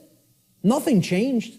All they did is say, well, no, people don't no longer believe in the priest king, so we need to create an institution where this quote-unquote authority is seemingly diffused through many people. It's always been nonsense. It's always been mind control. It's not going to be anything else other than that until it goes away. True freedom includes infinite possibility because infinite possibility, by definition, includes the possibility for chaos. For real freedom to exist, we have to accept, hey, things might not go right all the time. We live in a physical domain, a physical world. Hey, there could be dangers, Nothing could ever be sanitized or made completely safe as far as physical world activities are concerned. There's always going to be the possibility something could happen, go wrong, somebody could get hurt, chaos could happen. Okay? If you live in that state of fear that that's going to happen, what is that? Is that high consciousness or low consciousness? It's low consciousness. Low consciousness can only create what? Chaos. The fear of chaos itself can only get you more chaos because it's based in fear. As we see, just keep referring to that expression chart. Go online. I have slides of it online. It's in videos I've done. Print it. Read it. Look at it. Print it and stick it up in your home. Understand how that chart works. Those expressions that I went over, those 10 expressions. The possibility, of chaos from manifesting, the possibility that it may manifest has to be embraced without fear if we're going to be truly free. It must be embraced. You have to say, I am going to allow for the possibility that chaos may occur. Because that's getting out of the consciousness of fear, which that's what will lead to freedom. removing that fear. The fear of the possibility of chaos is actually equated to the fear of true freedom. When somebody says, I can't ever believe that a system with no masters could work out, I can't even envision how it could work out. What's that called? What's been deadened in that person? What have they lost? Imagination. There it is. That is actually the equivalent of the death of the imagination. Now, what is the imagination? The imagination is the powerful ability of the human mind to envision a different state or condition than the one which is already manifested in the present. So, imagination must first be present in the mind in order to create a different state of existence than the one currently being experienced. And this is because, according to the principle of mentalism, for any different state to manifest in the physical world, the plane of effects, it must first exist within the mind or the plane of causality. If the imagination is stifled or destroyed, and the destruction of the imagination is what I refer to as total mind control. You can't go into any more total mind controlled state as the imagination being dead. All right? If that happens, any positive change to our state of existence becomes completely impossible. And this is where many people are already at. The fear of the possibility of chaos is more than even the fear of true freedom. It is the death of the imagination. It is putting the mind permanently in the cage. Okay? So you can't let that force within us called the imagination die, because that's the only way to envision a way out of the prison. You have to envision it first, then you have to put those thoughts and emotions that you used for that envisioning process into actual action so that it becomes manifested in the physical world. Through their fear of the possibility of chaos, which is actually the fear of true freedom, most people advocate the legitimacy and continuance of authority in government and are therefore actually advocating the legitimacy and continuance of violence and slavery. Those who believe that authority is necessary and that it must continue because of this fear of chaos have actually been duped into believing that human slavery is necessary.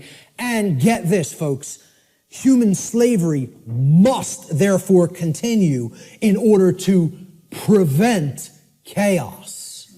Now imagine that. Imagine that. That's what statism is, though.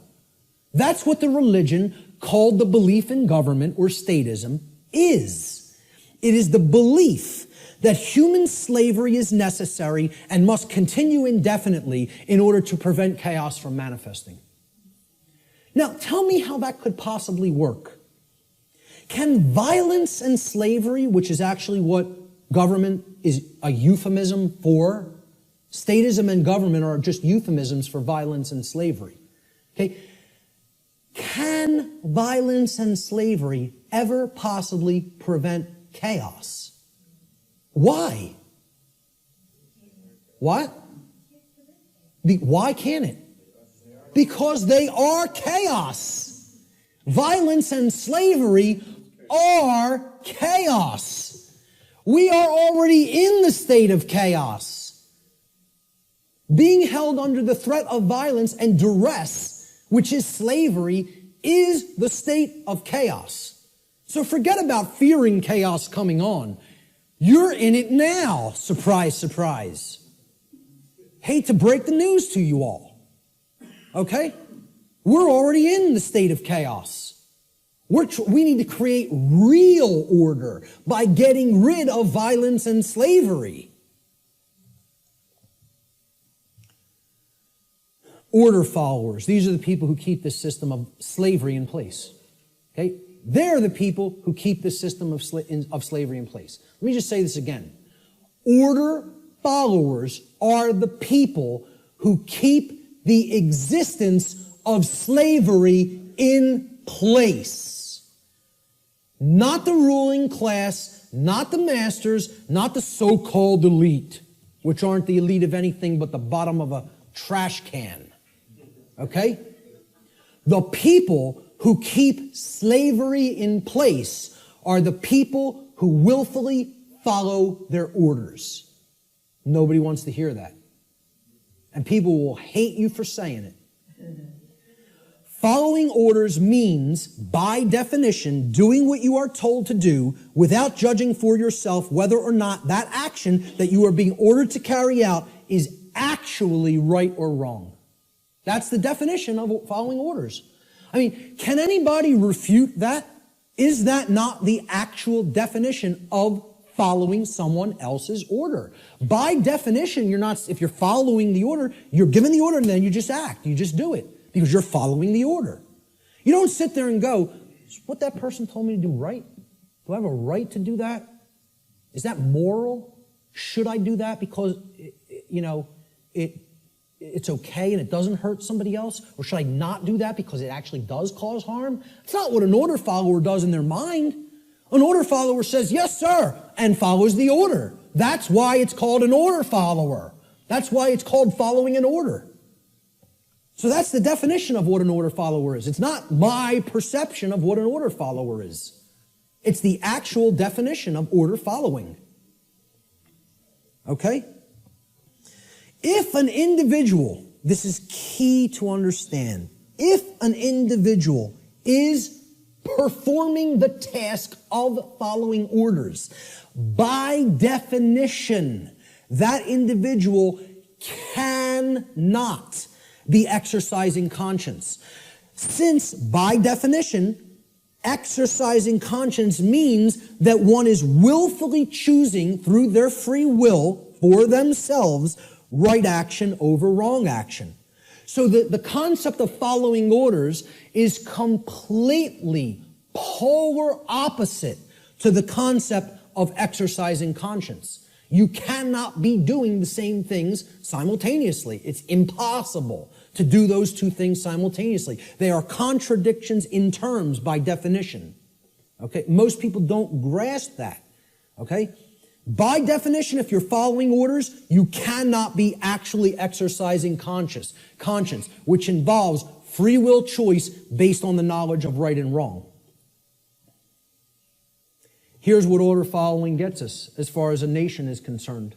Not that we're not already there, not that these people already didn't take us, because we're taken by them already, covertly. They took us through the school systems. They couldn't beat us militarily. So they said, well, let's send our ideologues over there and get into the minds of their children. And if you don't believe that's what happened, you're very, very, very naive. Not only the Nazis, but the communists as well. Because really, it's all just forms of socialism. That's what feudalism is. Worldwide socialism is, there's no such thing as private property. State owns everything. Rights don't exist. Property rights don't exist. Everybody's a feudal serf again. It's called neo-feudalism. I don't care which branch you come at it from. You want to come at it from the left, that's called communism. You want to come at it from the right, that's called National Socialism. Communism is international socialism. They're both the same force. It's called feudalism. Let's just call it what it is. It's called feudalism, which is in itself just another euphemism for slavery. They want neo-feudalism, which is the New World Order of slavery. Okay? And it's already here. It's not something that's coming. It's here now. The object is to get out of it.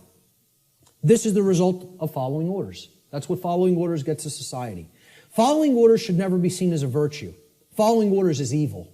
I don't care whether you're, I don't care if somebody who is considered a holy man gives me an order and I follow it, I've just committed an act of evil, as far as I'm concerned. If I'm acting based on solely what somebody else has told me to do, that's evil. There's no morality in it at all. At all. At all. It's not a virtue. It's evil. Okay? Let me just make that so abundantly clear and state it so unequivocally. There's no such thing as any possible moral following of orders. The two terms are contradictory. All right? I was just following orders is never a valid excuse or justification for immoral criminal behavior, and this lame attempt to abdicate personal responsibility should never be accepted as a valid excuse for such behavior. And why it's done is through justification. And again, that means to create a right, from jus, meaning right or law, and the Latin verb facere, which means to make or to create. And this is what they say. I was just following orders. I was just doing my job. I was shutting down your protest. You don't have a right to speak. The politicians commanded me so. So I just came out and I was just doing my job, hitting you with a sound cannon. You know, just doing my job, just following my orders. It's a justification. You're a criminal. There's nothing moral in that. There's nothing virtuous in that. It's called criminal behavior, criminal activity. And what they do is try to create it into a right, make it into a right by a justification. And nobody should ever accept their justifications. Because you know what their justifications is? You know what they are? It's called a 100% crock of bull that is a complete lie. It's a lie. They're just straight up looking you in the face and saying, I'm not responsible for that. I just did it, but I'm not the one who's responsible for it because I was acting on orders. Well, see, this defense didn't work as the Nuremberg defense, and nobody in America should be accepting it. Nobody in America should be accepting it because they believe in the legitimacy of authority and government through mind control. That's what they believe it. They believe there's legitimacy to it. Most people actually believe that there's legitimacy to this criminal behavior because a class of people calling themselves government have magically been imbued and gifted with such rights, quote unquote. They believe they have rights other people don't. They themselves believe it, but worse is that the people who are actually affected by that criminal behavior, they believe they have the authority to do it. Gandhi said, you assist an evil system most effectively by obeying its orders and decrees. An evil system never deserves such allegiance. Allegiance to it means partaking of the evil. A good person will resist an evil system with his or her whole soul, which means saying no. Moral culpability. What does this mean? The determination of who is ultimately at fault or deserving of blame. Again, this is a legitimate and real concept. There is fault. There is blame. We got to get over this new age nonsense that nobody's at fault, nobody's to blame. You should never say, hey, you shouldn't have done that. That caused a lot of chaos and trauma for other people. You're not to blame. It just happened. No, wrong. The people who did the behavior are to blame. Who carried out the Holocaust in Germany? The people who followed their orders to do it. That's who carried it out. Order followers is the answer. Who carried out the purge of political dissidents in Soviet Russia? Order followers. And they're always in the form of police. Why do you think they call a totalitarian system a police state? Why don't they call it a banker state? How come they don't call it a politician state? What about a lawyer state? How about a judge state? Why not call it any of those things? You want to know why? Because none of those people are ultimately responsible for bringing that condition into manifestation through their behavior. They're the order givers. The order followers carry out their commands and through their behavior make that condition a reality. That's why it's called a police state. Because every police state that has ever existed has always been created by police who follow their orders because they don't want to take responsibility and think for themselves and know the difference between right and wrong for themselves like an adult. Instead, I want to be a child who obeys daddy because I have daddy issues. All right? And that's what it's really about, folks. We're going to get to that. There is such a thing as blame for the commission of actions which have resulted in harm or loss to others. This is what culpable means. It comes from the Latin culpa, meaning fault or blame. It means at fault or deserving of blame.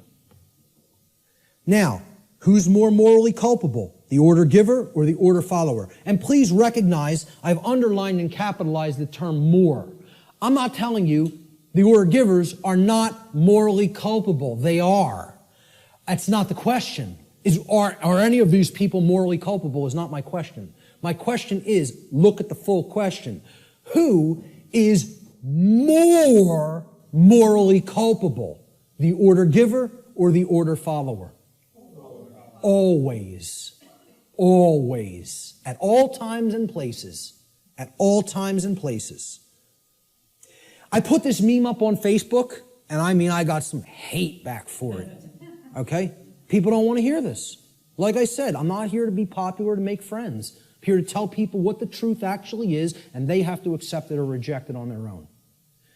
I put this meme up, I made this meme and put it up on Facebook, and it had politicians on the left that said, my actions, underlined and capitalized, didn't cause that. And then there was some soldiers or Marines, whatever they are, order followers on the right side, and they're also saying the same statement. My actions didn't cause that. And then at the bottom, I just put this question. Oh, I'm sorry. Looks like, I'm sorry. At the top, I put this question. Who is lying and who is telling the truth? So who's lying here?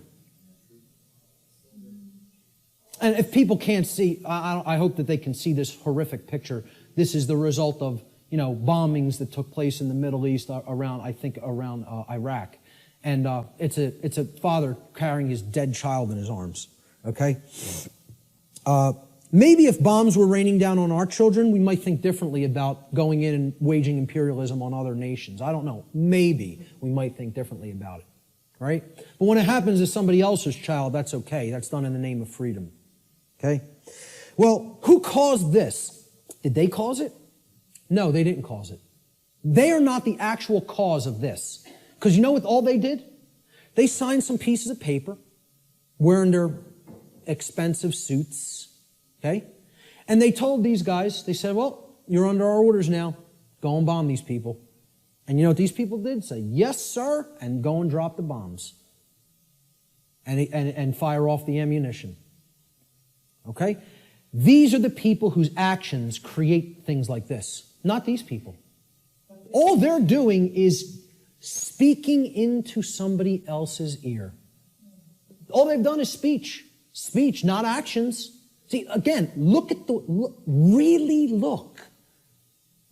My actions didn't cause that. Yes, it is. If these people are saying my actions didn't cause that, they're lying. Very, very, very painful and difficult thing for people to comprehend and accept. I'm not telling you shouldn't feel bad hearing this, but I'm telling you it's true. The painful truth, the order follower always bears more moral culpability than the order giver. For the reason that the order follower is the one who actually performed the action, and in taking such action, actually brought the resultant harm into physical manifestation.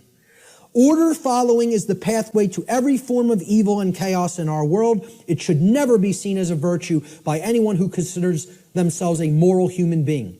Order followers have ultimately been personally responsible and morally culpable for every form of slavery and every single totalitarian regime that has ever existed upon the face of the earth.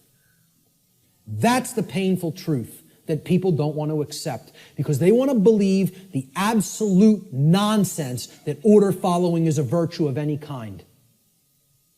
And it needs to be obliterated from the face of the earth because it's not the way to any kind of virtues or order. It's the pathway to evil and annihilation. That's what it is. Responsibility versus abdication. So why don't these people want to think for themselves? It's too easy. It's too easy to just follow the orders of somebody else. They believe somehow magically this absolves them of personal responsibility to choose right from wrong.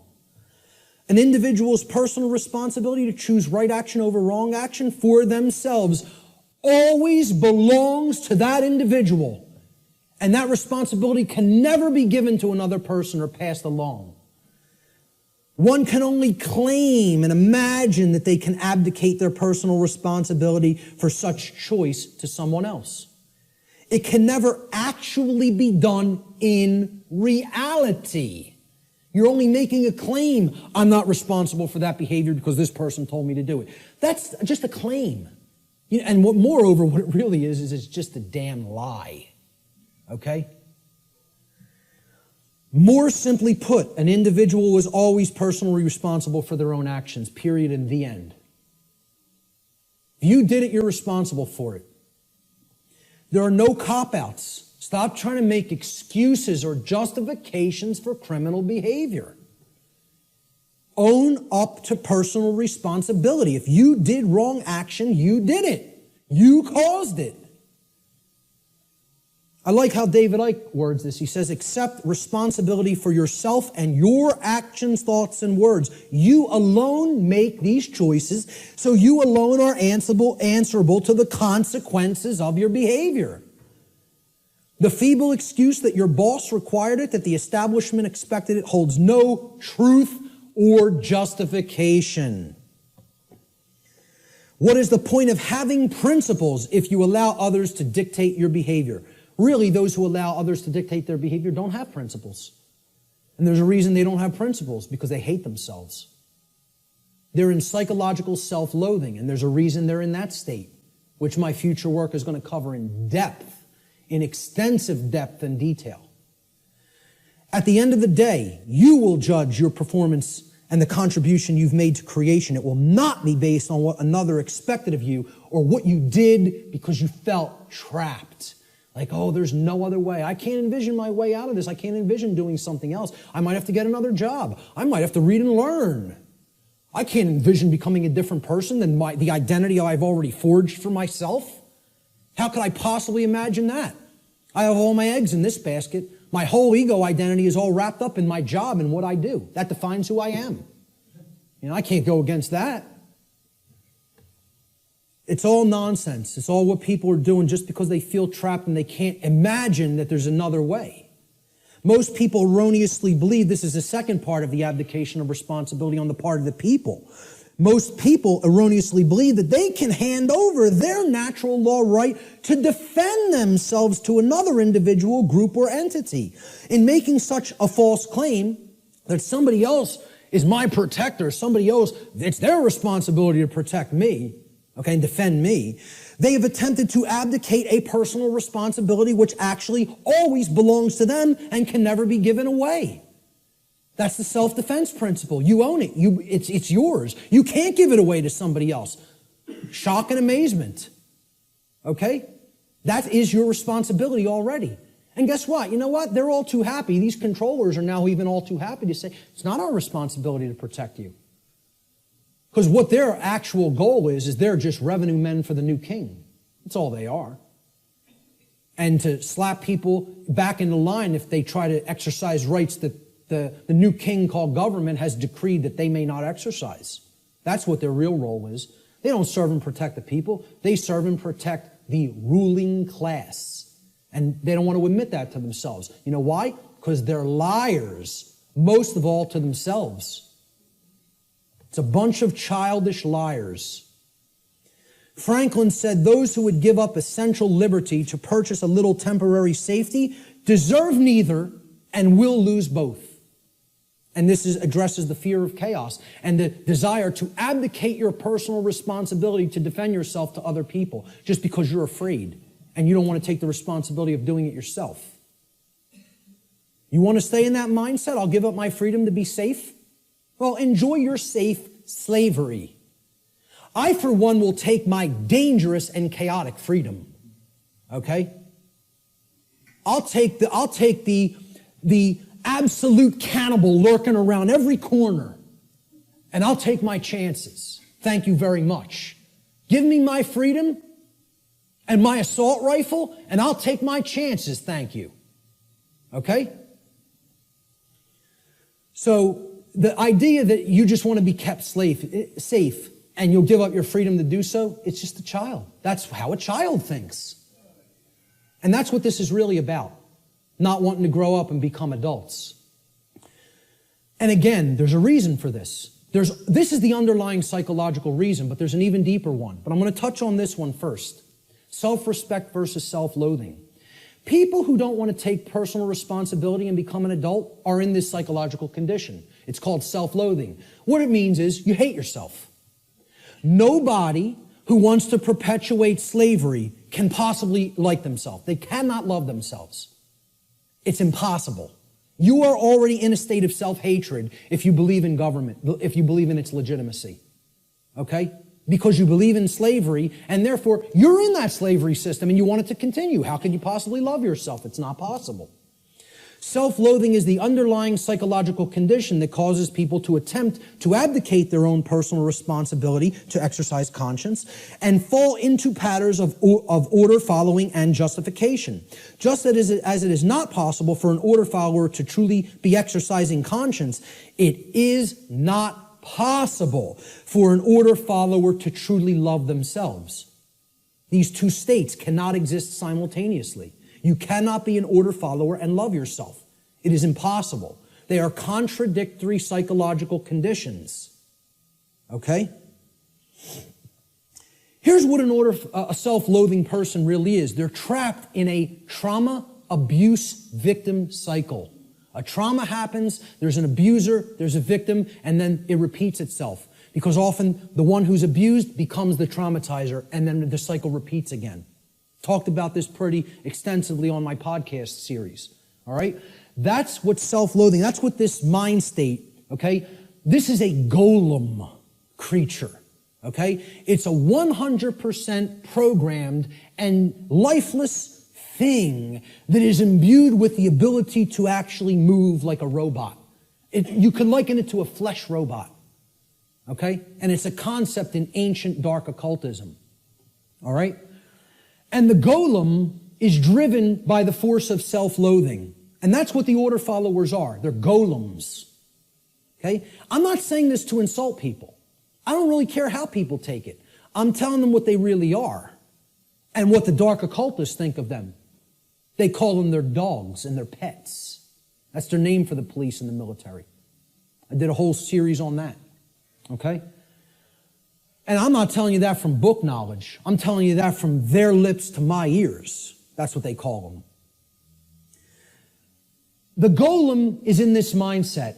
Since I have suffered, I will cause suffering to others. Since I can't deal with my nested psychological traumas and childhood issues and inadequacy issues, okay, I'm going to take out all of that nested subconscious psychological frustration on other people that I have no right to take it out upon. That's the golem mindset. Self-loathing is created when an earlier trauma has been suppressed and buried deeply into the subconscious. That's the role of the subconscious, to protect the conscious mind from traumatic experiences so that the conscious mind doesn't keep reliving it and therefore re-experiencing it in the physiology. However, if we never bring up that shadow material to the conscious level, it builds and builds and builds until it ultimately destroys us, psychically and spiritually. All right? Instead of confronting, dealing with, and healing that trauma, people don't want to do that work. It's too hard to dredge up that shadow material. It's hard work. Believe me, to come out of the mind state I was in, I had to do that shadow work for years. Years of more suffering and pain, saying, what do I have to look in the mirror and confront about myself?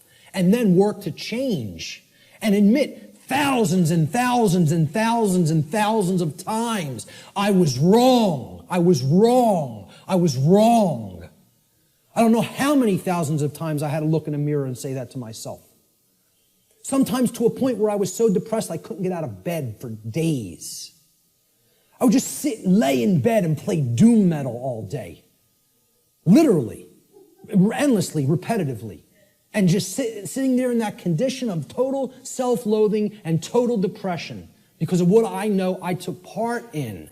And that I know was still my mental makeup, was still my psychological makeup that was going to take years to get out of. And I'm trying to explain this to prevent people from having to go through all that suffering. This knowledge can be gleaned without having to go down that path. It can be done. I'm not telling you that's easy work, but it is possible. Such trauma could take the form of feelings of inadequacy, whether they are real or imagined. And you know what that mind state ultimately is? It's a self-prison. That's somebody putting themselves in a cage. These people who want to take out their psychological frustrations on other people, they're prisoners. They are in the cage and they love being in the cage. They don't have any desire for freedom. The only kind of person that would have no desire for real freedom is a person who's in the psychological state of self-loathing and hates themselves and does not love themselves.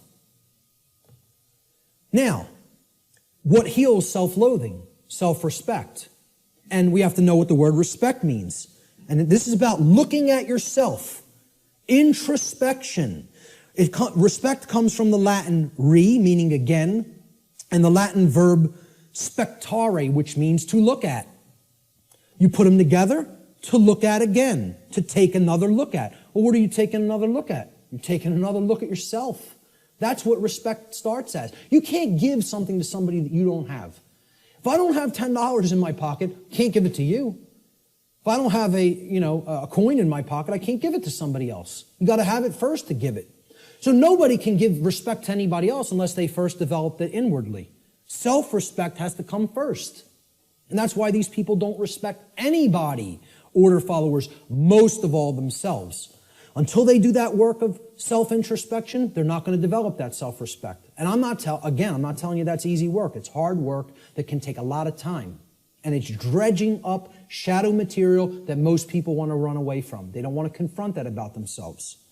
Only self-respect can heal self-loathing and therefore help to put an order follower on the path to conscience. We need to take another look at ourselves. The lost word.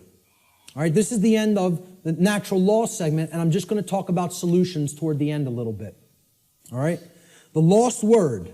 It's a concept in esoteric Freemasonry, which represents a state of consciousness that has been largely, quote-unquote, lost to the majority of human beings.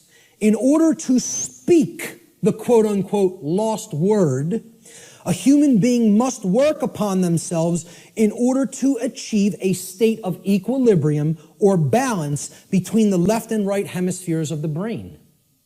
In such a state of balanced consciousness, the being has come to know oneself, as well as the working operations of the macrocosm, meaning natural law. In doing so, that person has also come to understand the objective difference between right and wrong, or as these concepts are referred to in the tradition of Freemasonry, they have come to understand the difference between light, which is right, and darkness, which is wrong.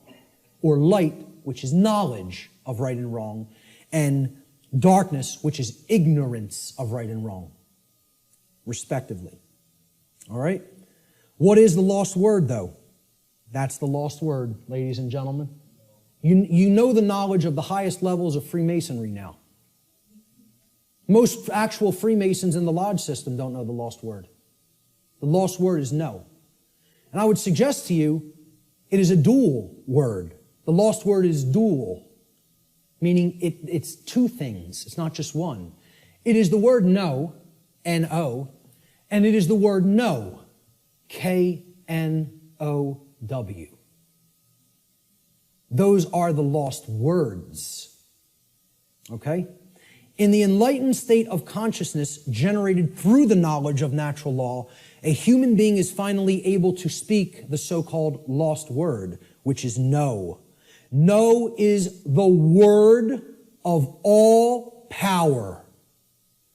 Only when we say no to those who would claim to be our owners, those who would claim that it is they who will decide which rights we have or do not have, do we stop externalizing our power to anyone outside of ourselves, and in doing so, reclaim all of our rights, all of our property that has been taken without right.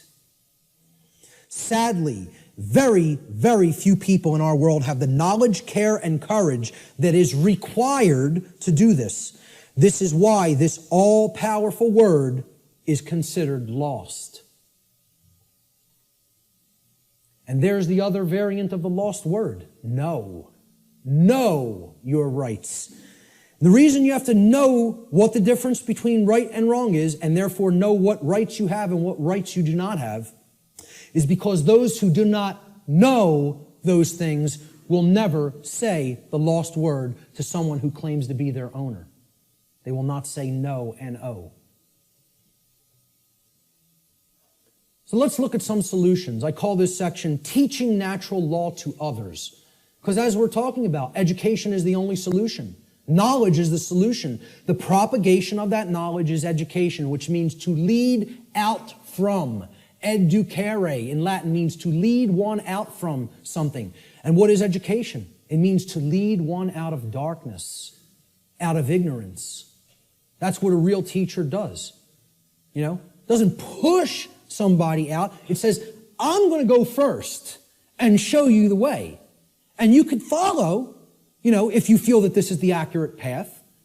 Okay? But you could do the same discovery process. It's a repeatable process. That's what a science is, which I've said this is not a belief system or a religion. It is a science. This is also known, teaching natural law to others, which is what I am doing, has been called in all of the positive occult traditions, the great work. And I call it the true great work, because the dark occultists take everything and twist it around, and they have their own variant of the, quote, great work, which is creating a world of total slavery. That's the dark great work. I call this the true great work, or the light great work, however you want to refer to it as. It's just a piece of jargon. It's just a tag that we put on it. Shift happens. Well, maybe, but maybe not. The result's not guaranteed here, folks. The New Agers want to tell you it's all guaranteed, it's all in hand, you know.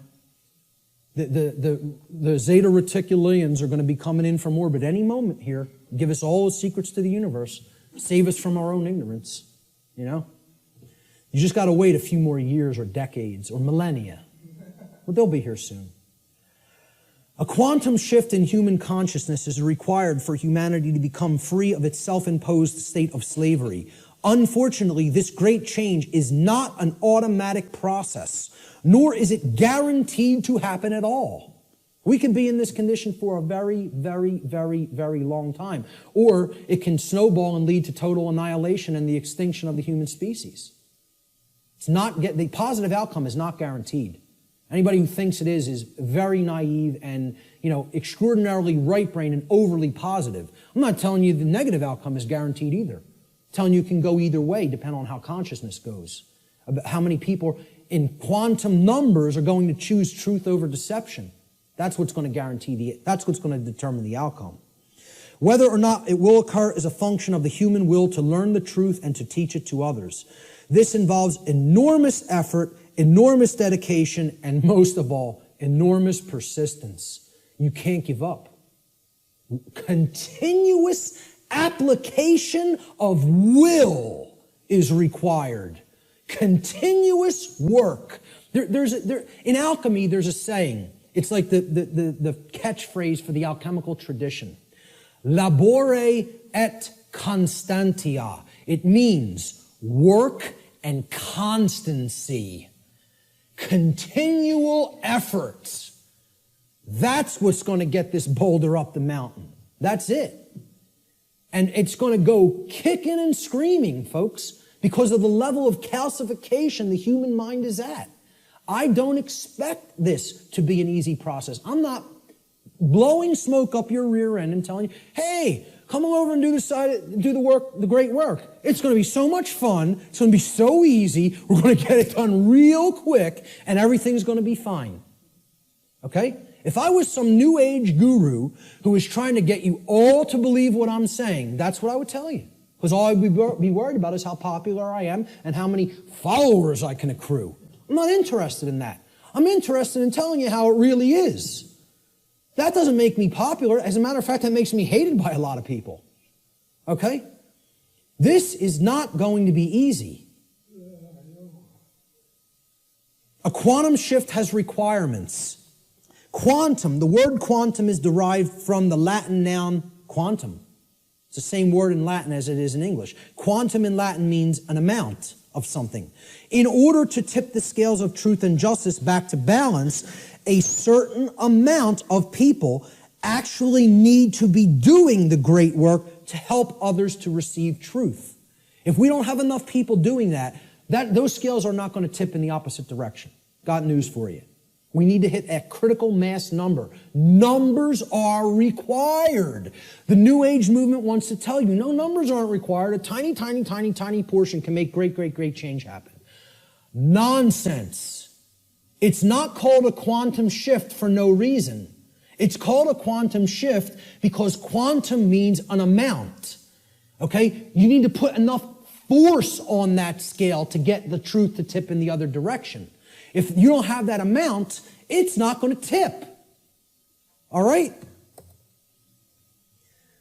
So, individual behavioral choices, whether they are either based in harmony with natural law or opposition to natural law. They combine in their energy and effect, and in the aggregate, meaning in the sum total, they influence the quality of the manifested shared human experience. That's how reality is created. We're not very contradictory to the New Age notion. Each individual is not creating their own reality. In the aggregate, humanity is co-creating the collective shared experience that we are all undergoing. We collectively create our shared experience. Not each individual creates the reality that everybody experiences. Yeah, you do create a microcosmic aspect of how you experience your life, whether you're experiencing self-inflicted suffering, large amounts of it or not. That's how the laws of attraction work at an individuated level. But at a mass level, they work in the aggregate. We need a population who understands and lives in harmony with natural law. And numbers are required for that to happen. This dynamic acts as a perfect expression of the principle of correspondence. As above, so below. As below, so above. As the individuated units of consciousness are co-creating reality, so the macrocosmic reality shall become and shall be experienced. Decisively contrary to the New Age view, in order for a quantum shift to take place, numbers are required. So what is the true great work? The true great work can only be performed after one has already realized the truth regarding natural law and brought oneself, one's own actions into alignment with natural law. That's when it begins. Because once you do that and you're no longer in that internal contradiction or opposition, that's when you can legitimately start teaching it to other people because you know it deeply enough and you've actually aligned your behavior to it. So the true great work is what comes after that. And here's what it is. This is actually what the true great work is now. It is the arduous task of influencing other people to go through the very same process of change, of positive change in consciousness that you have gone through. It is to help them to realize that in supporting and condoning the legitimacy of authority and government, in other words, man's law, that what they have actually been supporting and condoning is the legitimacy of slavery, and that they were immoral for having done so. Now that is hard work. Because people don't want to hear this. They want to believe what they want to believe. They want to be true what they want to be true. They filter their perceptions through those lenses. In short, what the true great work comes down to is to actually get people to abandon their religions, their false religions, really, I should make this slide say. The false and dogmatic beliefs which hold back the progress of consciousness by impeding the reception of truth and natural law. They're calcified religious belief systems. That's what has to be broken down and abandoned. Carl Jung described the great work beautifully. I consider him a modern-day alchemist, as I consider many other teachers of the great work. He said, one does not become enlightened by imagining figures of light, but by making the darkness conscious. Making the darkness conscious. Not wishing for it to become conscious, And I'm meditating upon it by making it happen through an act of will. And that can only be done if enough people are doing the great work. Okay? This latter procedure that he's just described, he says, however, is disagreeable and therefore not popular. So few people are doing this work. The answer is to actually become the teacher. I don't do this because I want a lot of people to be students and follow what I'm saying. I could care less whether you follow me. Believe me, I'm telling you, the wrong thing to do would be to follow me. That's a bad example. You follow me, you're going to go down a deep path of suffering for many, many years before you come out of it. It would be a bad choice. I'm telling you to follow truth, to know truth. Has nothing to do with me. All right? When people hear that's what the great work is, to help change other people's minds, once you change your own, it's like this. Let me run away from that as fast as possible. Are you crazy? You want me to do what? That's the hardest thing there is to do. Exactly. That's why so few people are doing it. Many hands make light work. If we had more people involved in the effort, it might go smoother. It might go faster. Jefferson said, educate and inform the whole mass of people. That is the only sure reliance for the preservation of our liberty. Education is the answer. Researcher Donald McIlvaney said in his book, Toward a New World Order, in every declining civilization, there is a small remnant of people who adhere to the right against the wrong, who recognize the difference between good and evil, and who will take an active stand for the former against the latter. There's a small group who can still think and discern for themselves and who will courageously take a stand against the political, social, moral, and spiritual decay of their day. Brilliant. The words that are attributed to Jesus in the Gospel of Matthew, and many people will never have heard this quote. He says, do not suppose that I have come to bring peace to the earth. I did not come to bring peace, but a sword. For I have come to turn a man against his father, a daughter against her mother, a daughter-in-law against her mother-in-law. A man's enemies will be the members of his own household. We're going to talk about who the enemy really is. Anyone who loves his father or mother more than me is not worthy of me. Anyone who loves his son or daughter more than me is not worthy of me. And anyone who does not take his cross and follow me is not worthy of me. Whoever finds his life will lose it, and whoever loses his life for my sake will find it. These are words attributed by Jesus, but what you want to put in place of Jesus is the word truth. The way, the truth, the light, knowledge, knowledge of natural law, Christ consciousness, okay? He's telling you there are going to be people in your own family that aren't going to align themselves with right over wrong. They're going to continue to choose slavery. They're going to continue to advocate slavery. These aren't people who you want to continue to align yourself with if you have made an effort to truly explain what's really taking place. See, this is the concept of true forgiveness and turning the other cheek. It doesn't mean turn the other cheek and continue to ignore evil and excuse evil indefinitely while it destroys you. It means you have to give people who you're close with and you have an affinity with more chances than you would give just somebody who you don't know to learn the truth. It's like saying, because I really care about this person personally, I'm going to keep going back, and I'm going to keep hitting them with the truth. And eventually, if they come over to the side of truth and right, fine. But what he's saying here is eventually, this spiritual war is going to go hot, so to speak. And the people, even who are closest to us, if they don't align themselves with right, are the people who are ultimately continuing the evil in the world. They're the real spiritual enemy. What will this battle really be against, this spiritual war? Well, I say it will really actually be against inner demons that exist in the psyche of mankind.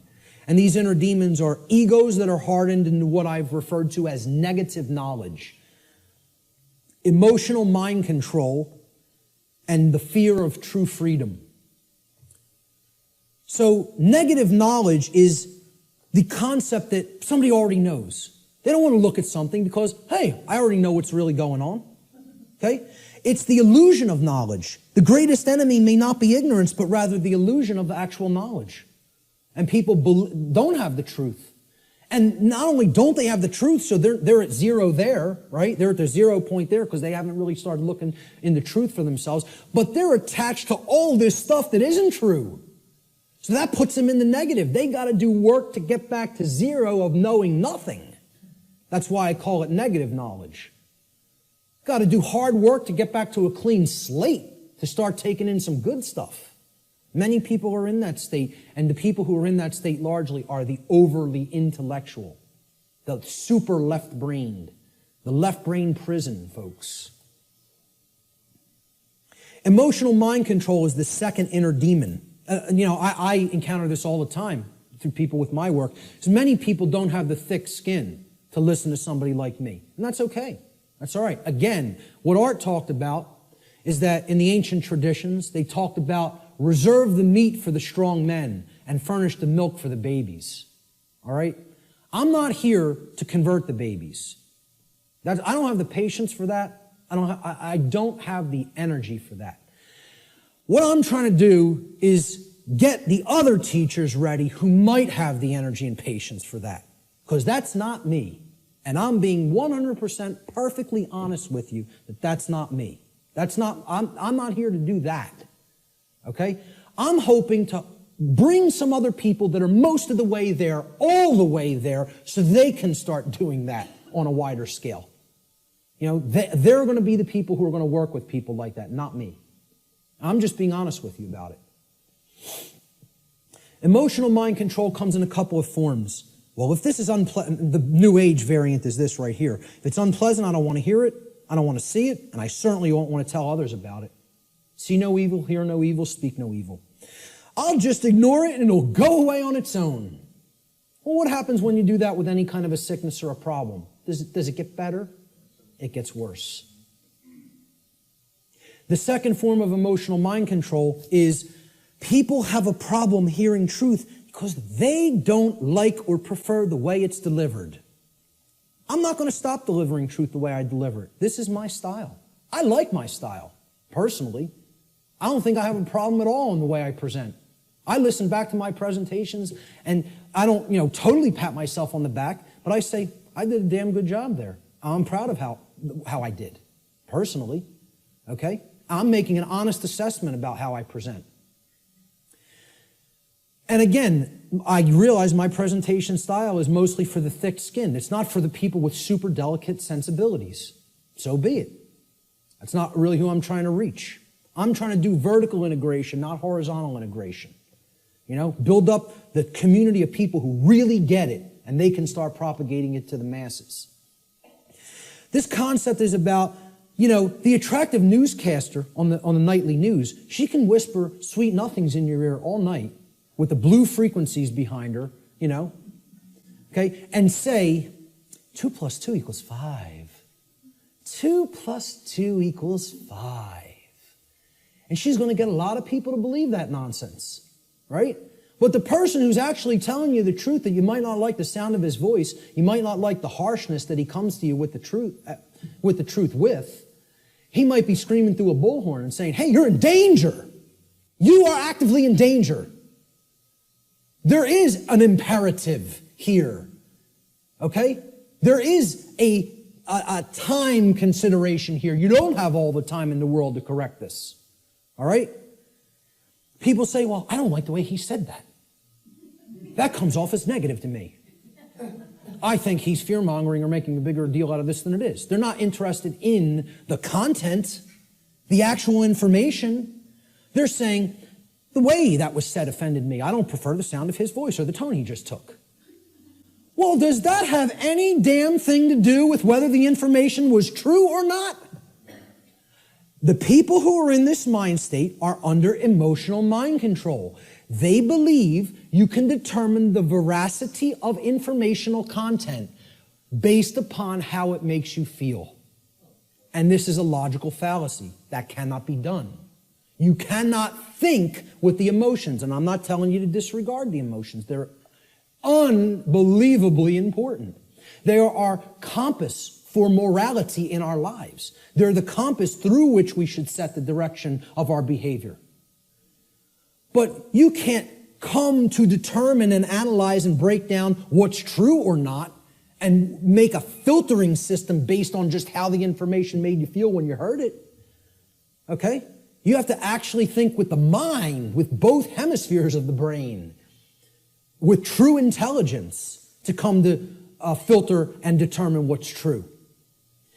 Okay? No matter how much anybody wants to, give you that soft, sweet, pleasant, emotional voice, okay? That person's still lying to you. And no matter how much the person who comes with an abrasive, harsh, nasty, or scratchy voice might keep telling you 2 + 2 = 4, and you don't personally like their tone, guess what, folks? It still equals 4 at all times and places. That's the truth. No amount of pleasantry or wrapping up the lie is ever going to make this statement on the left here true. Ever. But yet, that's what people would rather prefer to hear if it's told to them in a nice, pleasant tone. Truth is belligerent, as I said at the beginning of the presentation. It is, by its very nature, at war with the forces of falsehood and deceit. Brecht. We literally believe that we are in the right to ignore a message of truth if the messenger is somehow distasteful to us.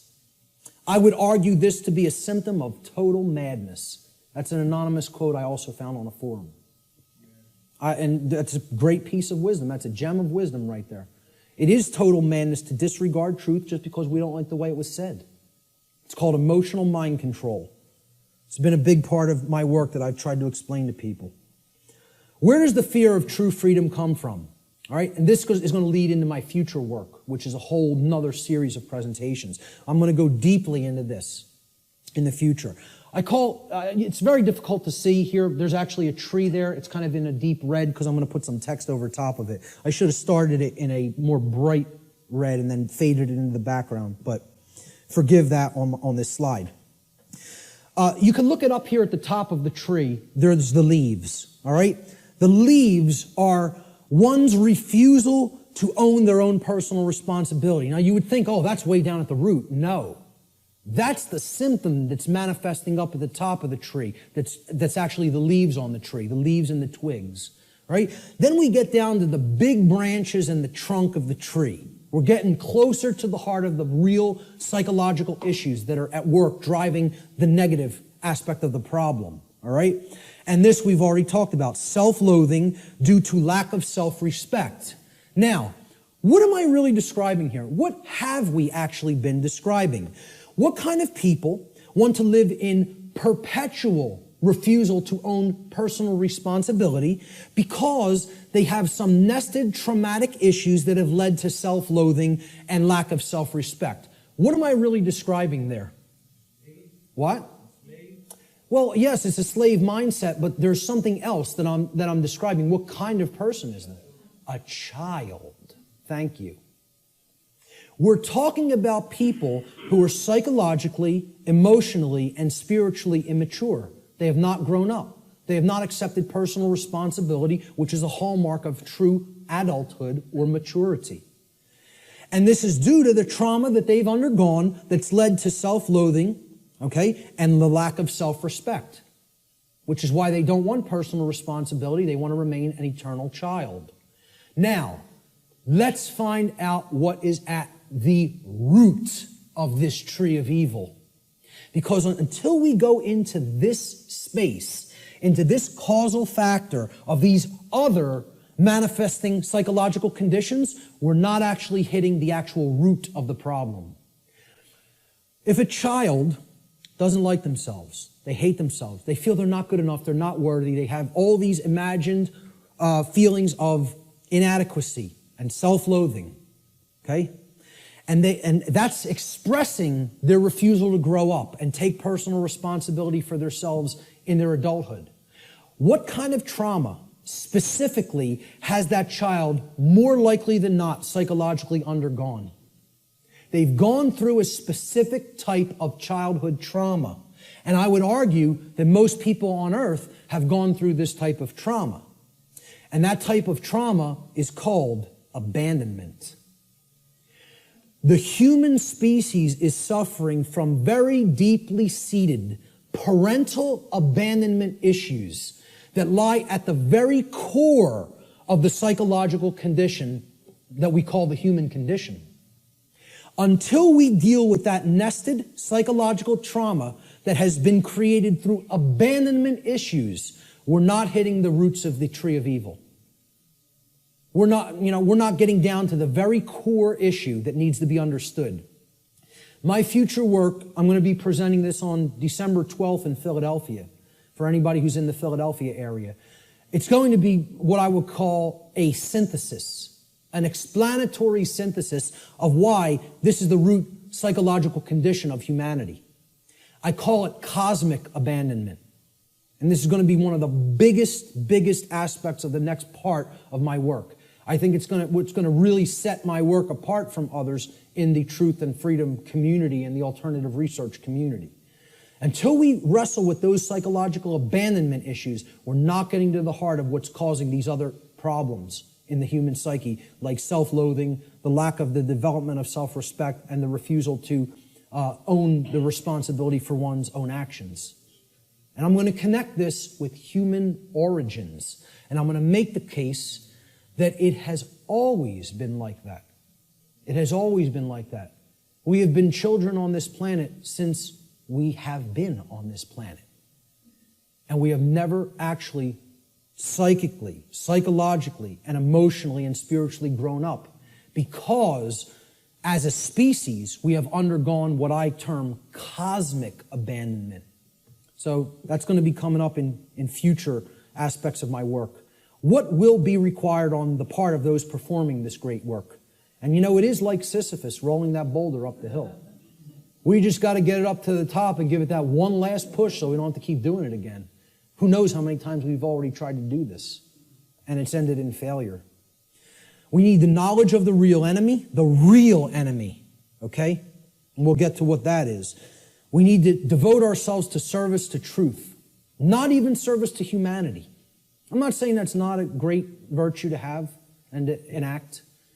I'm telling you we need to go beyond that.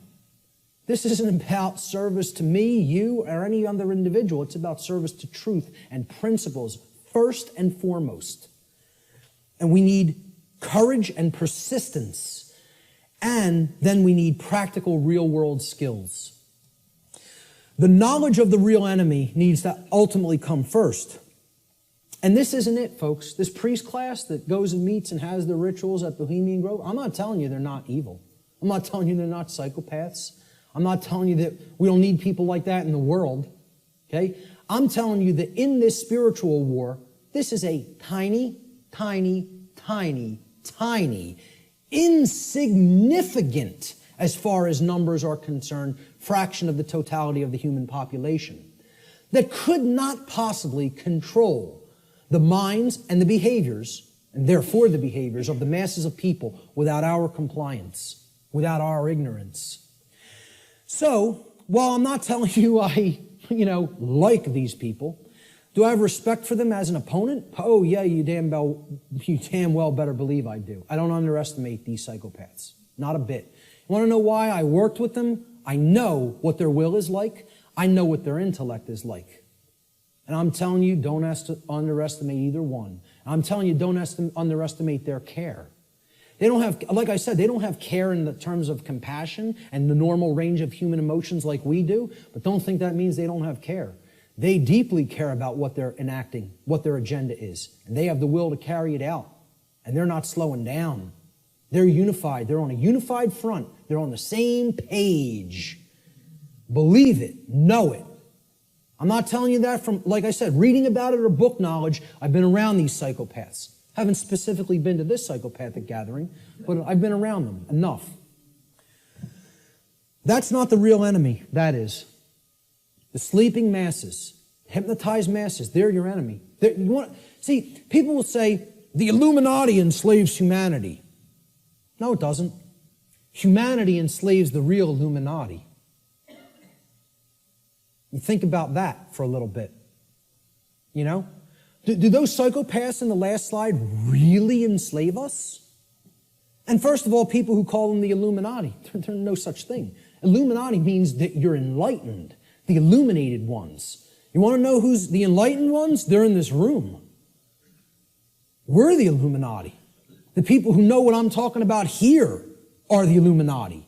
They're the illuminated ones. They're the ones with the light. They're the ones with the real knowledge. Okay? They want to refer to themselves as the enlightened ones. Well, they might have the dark sun, but they don't have the true sun. You know? They're imbued with the black sun. That means it's all intellectual knowledge, and then you're applying it for the totally immoral, wrong reasons, which is to control and manipulate other people. There's nothing illuminated about that. So, the real Illuminati, they're not the enslavers of humanity. The dark Illuminati are not the enslavers of humanity either. Humanity enslaves itself, and they're enslaving the true Illuminati, the teachers who are actually living under the conditions of slavery because they're here with the ignorant people. That's who's being enslaved by humanity. Humanity are the enslavers. And this is another thing that's highly unpopular. People don't want to hear it. They want to think we're powerless victims. There's no choice involved here. This is something that's just being done to us. Okay? And I'm here to tell you, free will is always in existence. And it's a matter of changing one's thoughts and therefore changing one's choices. And that's our own personal responsibility that can never be given away or shirked or shunned. You are always responsible for what we're doing. Service to truth is required. Truth itself is eternal, can never be destroyed. But you know what? Humanity can be destroyed. We can be destroyed when we refuse to act in service to truth as her defenders. People say, oh, truth doesn't need to be defended. Nonsense. Truth needs to be defended at all times and places because the attack on it is never-ending and non-stop, continuous. And if we don't come to her defense, you know what happens? The voice of untruth and deception and evil and mind control rules the day. And the voice of truth doesn't get heard because the truth itself doesn't have a physical voice in the physical domain. You know, we have to be its mediums and we have to be its voice. It's possible for us to co-create a positive outcome in this scenario, but this can only be accomplished if we care enough to learn the truth ourselves, and then we develop the courage to continuously speak it to other people until our voice of truth becomes a non-stop chorus like the voice of lies and deception and mind control has been for millennia on this planet. Courage is required. Samuel Adams encapsulated this brilliantly. He said, the liberties of our countries are worth defending at all hazards. It is our duty to defend them against all attacks. It will bring a mark of everlasting infamy on the present generation if we should suffer them to be wrested from us by violence without any struggle, or to be cheated out of them by the artifices of designing men. If you love wealth greater than liberty, if you love the tranquility of servitude greater than the animating contest for freedom, then go home from us in peace. We seek not your counsel nor your arms.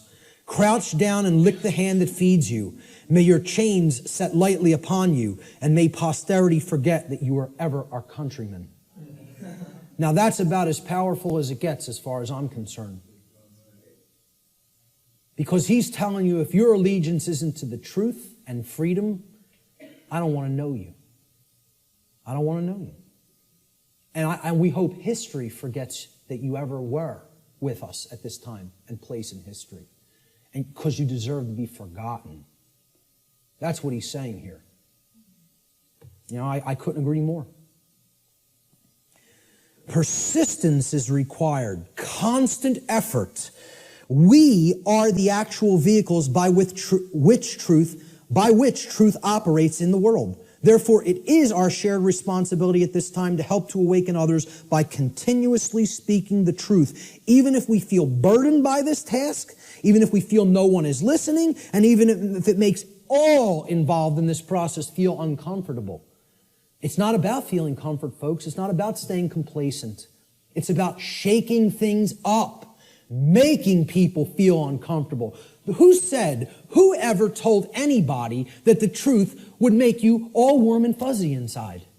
Whoever told anybody that? Why do people want to believe that? Whoever said that that was the case? The truth is horrible and yet needs to be embraced as a lover. Okay? With dedication to it, even in its full horror.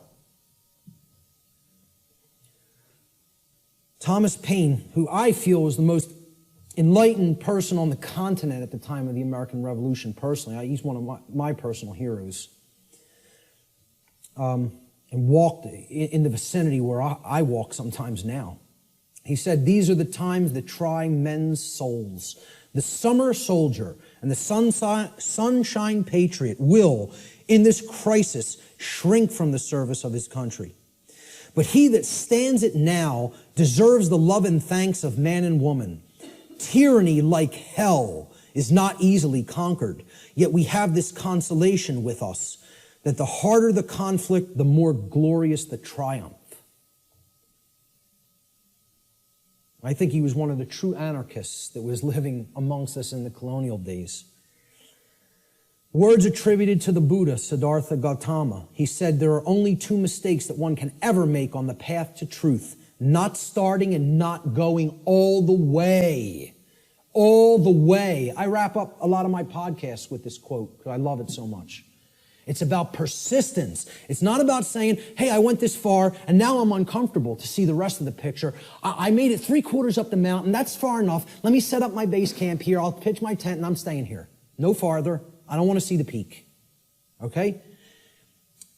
Until we become fully enlightened and go all the way to the summit, don't expect things to change. Don't expect them to get better. The truth has to be taken in its fullness. We need real world practical skills. You know, this isn't just about, oh, I know this now and I don't actually need any skills. Okay? To communicate truth, skill is required. Knowledge is required. Okay? To reach a good amount of people. Yeah, you can just talk to the people around you. You can communicate, to a small fraction of people that way. I'm not saying don't do that, even if you don't have these other skills. I'm saying if you want to get it out in a big way to the masses of people, and in the new form of media, which is doing things like this, through the correct and positive and empowering use of technology. People want to say, oh, technology is not, there's no role for it. We've got to get rid of technology. Technology is a thing that improves life at every scale and level. It's a tool. It's how it's used. Exactly. Okay? We're using technology for a powerful and enlightening purpose right now. And that's its intended use. It's to serve humanity and to serve truth.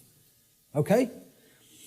So real world skills in the technological era, I feel, are absolutely required. And here's some of them. You need good organizational skills. Like, hey, Art and Chris did this right today. They set this up right. I've seen people set things up real badly. And I've seen it done the correct way, which is this way. And Richard and Lisa, they've done a brilliant job here getting this all on film. And this will be going online and reaching a real wider base of people as a result. All right? So you need organizational skills. Some people are better than that with others. I'm pretty good with organization. I feel I have good, powerful organization skills. Communication skills. You need to have a way with words. You need to have a good vocabulary. You need to organize words correctly. You need to be able to communicate concepts in often a very linear fashion to people so that they can readily absorb it easily. If you're all over the place, they're not going to get the concept. You need graphic design skills in many cases. I couldn't build a presentation like this without my background in graphic design. And, thank God I have it. It's like I got jobs like I did in the past and sort of they prepared me for everything that I was going to do in my future.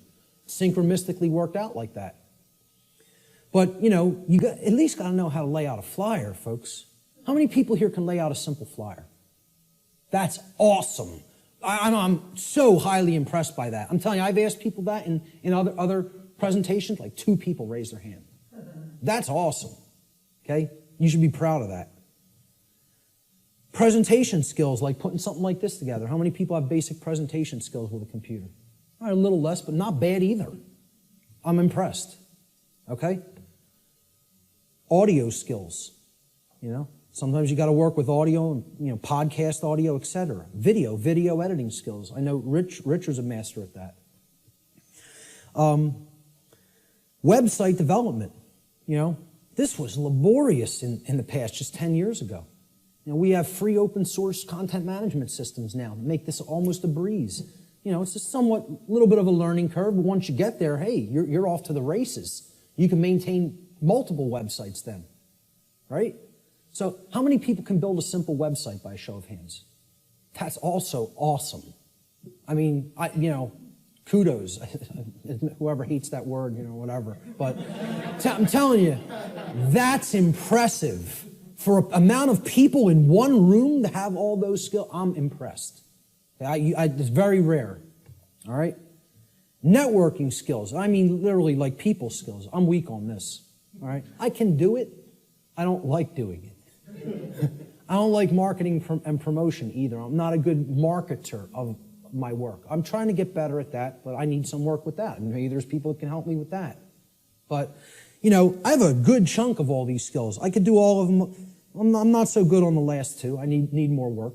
But, you know, if most of us don't have these skills, we're not going to be reaching the optimum number of people. We need to become the new media that is dedicated to truth and put that out there for other people's consumption and other people's edification.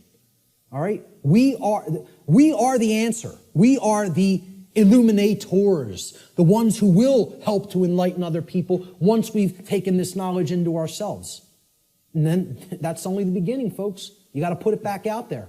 I tell people the story. I had all this knowledge for a long time, sitting on it, doing nothing with it, just taking more in. Oh, I want to make sure I got it all right. I want to make sure I got the whole picture.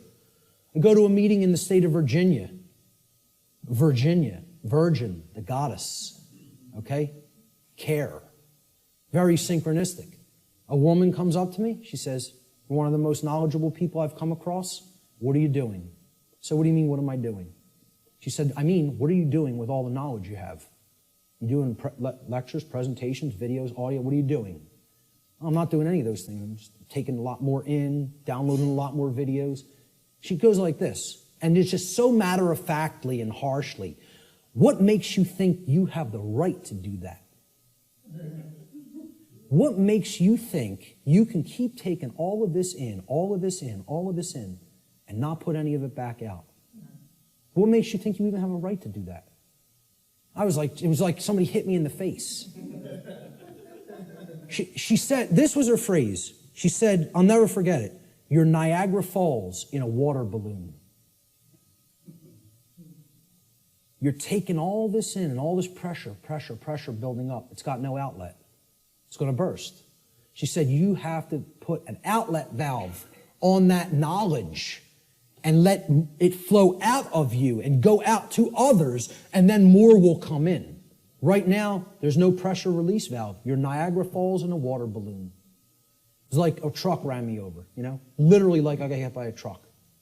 I came up with the idea for what on earth is happening like a couple of weeks after that, because that's all I could think about. All I could think about is what she said. It kept echoing in my head. What makes you think you have a right to do that? And didn't say it nice. Like said it like, you know, you're not doing the right thing here. Get up off your ass and do something. That was the tone it was said in. And I totally appreciate it, you know. Who knows, man? If that wasn't said to me at that time, I might not be doing any. I might not have done a thing. You never know. I like to think at some point I would have, but at the crossroads, this is the last section. Then we'll get to some questions. Quote by R. Buckminster Fuller, "The dark ages still reign over all of humanity, and the depth and persistence of this domination are only now becoming clear. This dark age's prison has no steel bars, no chains or locks. Instead, it is locked by misorientation and built upon misinformation. Caught up in a plethora of conditioned reflexes and driven by the human ego, both warden and prisoner attempt meagerly to compete with God. All are intractably skeptical of what they do not understand. We are powerfully imprisoned in these dark ages simply by the terms in which we have been conditioned to think. The conditioning of our thought is what has kept us in this prison. And only now, the actual depth of the dark ages that we are in are starting to become clear to some people. We are in the time that I call the apocalypse. And actually, I want to start rephrasing this. I want to actually explain to people we're not in the apocalypse anymore. We are now in post-apocalyptic times. We are living in post-apocalypse. The apocalypse has already occurred. It's over. We are living in the time after the apocalypse. And what do I mean by that? Well, we got to look at the meaning of the word. Okay? From the Greek prefix, apo, which means away from, off of, or removed from. And then the Greek verb kalyptine, which means to cover or to conceal or to hide. So, apocalypse means literally to take the cover off of, to remove the veil from, or to take something out of hiding. Well, ladies and gentlemen, another big surprise. The veil has already been lifted. The truth is already out there. It's out. The truth about what's going on here and has been going on here on the earth is out. It has been de-occulted. And not just by me, by many, many other researchers. Okay? There's a laundry list of them out on my website, and I talk about in the podcasts. All right? It's all out there. It literally means to reveal or to take out of hiding. The apocalypse is the great revealing of the truth to the masses of people. Or it is what I simply refer to as the process of de-occulting the truth, removing it from being hidden. What humanity needs to do is make what I call the cosmic apology. And I'll get to what that means. See these words right here? I was wrong. That's the most powerful phrase that can ever be said by a human being. The second most powerful phrase I would acknowledge is I love you.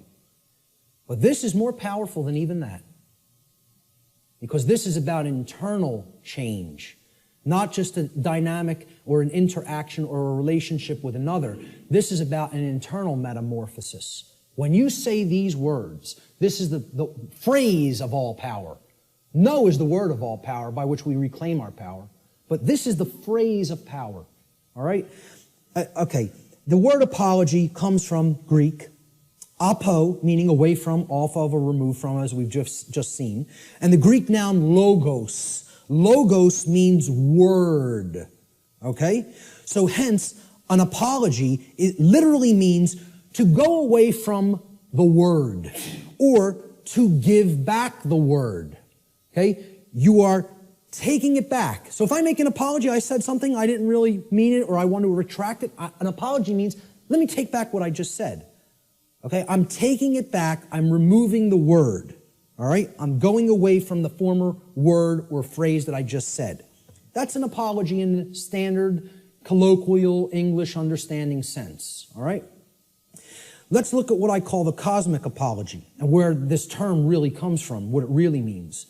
See, the Greek noun logos, which is written there in Greek script, which means word in Greek, it comes from the Greek verb lego.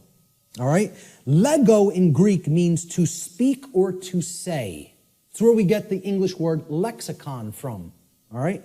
The Latin noun lex legis is related to the Greek verb lego, to say. Again, because who put the laws into manifestation? The Creator did. How did the Creator manifest the physical universe and all the laws? Spoke it into existence. Reality and truth are spoken into existence by the power of vibration, the vibratory power of voice. Okay? So the Creator created the universe by the phrase, fiat lux in Latin. It means let there be light. Okay? The Latin noun lex legis, meaning law, is actually derived from this Greek verb lego, meaning to speak or to say. God and not man is the logos. the author of law, the one who spoke the law into existence at the creation of the universe, because natural law is the boundary conditions of the manifested reality called the physical universe. These are the boundary conditions which govern it. Humanity's work is to learn to listen to God's word, not man's word, not man's law, natural law, spiritual law, moral law, God's law, karmic law. I don't care what you want to call it. Call it whatever you want. Okay? Consequentialism. This is the truth. That's what, you want to talk about what all these phrases really mean? It all comes back to the word truth. That's it. It's the truth about what is, what's operating here. And humanity needs to align its behavior to this law, God's law, natural law. Without alignment of its behavior, don't expect to natural law, don't expect a thing to change here. Expect it to rapidly grow worse. Humanity must make a cosmic apology by giving the word, okay, which means the authorship of creating law. See, we think we're the authors, we're the authorities. That's what author means, right? Author. What's another word for author? This is just this is how mind control through words works, right? An author is a what? A writer. Well, what are you saying there?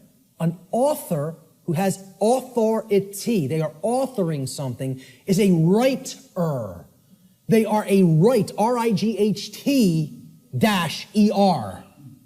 Okay? They're making it into a right. This is what you hear when you hear the word authority. You hear author, which means a writer, meaning one who makes rights, which means someone who believes they're God. That's all this really comes down to. In a nutshell, we're up against a class of people who believe that they can be God and own and rule everybody else. That's all the dark occult comes down to, folks. People who believe they're God. Sick, psychopathic lunatics who think they're God and are going to rule the hell of the prison world that they're going to create, that they call their dark new world order. We need to give the word back. That's what an apology is. And who it needs to be given back to is the creator of the universe, because that's the author of the law. That's its rightful owner. The word doesn't belong to us, folks. The word belongs to God. That's why it says at the beginning of the biblical text, in the beginning was the Word, and the Word was God. You know, that's what the Logos is. Natural law. God is law. You want the best definition I could ever give you for the word God? Law. People don't want to look at it like that. Very few people ever look at it like that. That's what the force of creation is. It's natural law. It's how we co-create our reality, whether we do it consciously or unconsciously. This apology is accomplished when we open our minds and hearts to truth and we start saying the lost word, no, to evil, to the presence of evil in our lives. See, this is an initiate inside what was known as the Jed or the Djed pillars, depending on how certain people pronounce it. And these Jed pillars represented stability and enlightenment. And they represent the two principles, the sacred feminine principle of non-aggression and the sacred masculine principle of self-defense. The initiate is the enlightened one who is incorporated and bridged both pillars and has come to the place of cosmic illumination, which is represented by the winged disc of Ma'at in the Comitian tradition, which is over the lintel between the two pillars. That winged disc of Ma'at. Ma'at was considered a great mother goddess in the Comitian, the ancient Egyptian traditions. Okay? She was the force. She was a personified deity. You know, the ancient Comitians didn't actually worship a physical woman. It's not what this was. It was the personification of truth and justice and order and natural law that was encapsulated as the sacred feminine essence. And she was above all the other deities in the pantheon of Egyptian deities, of Comitian deities. Ma'at, there was no god or goddess higher.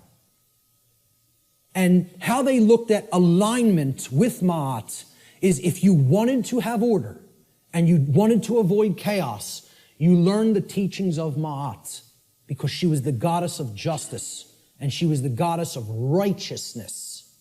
She was the goddess that brought order if you aligned yourself to her teachings, and her teachings were natural law.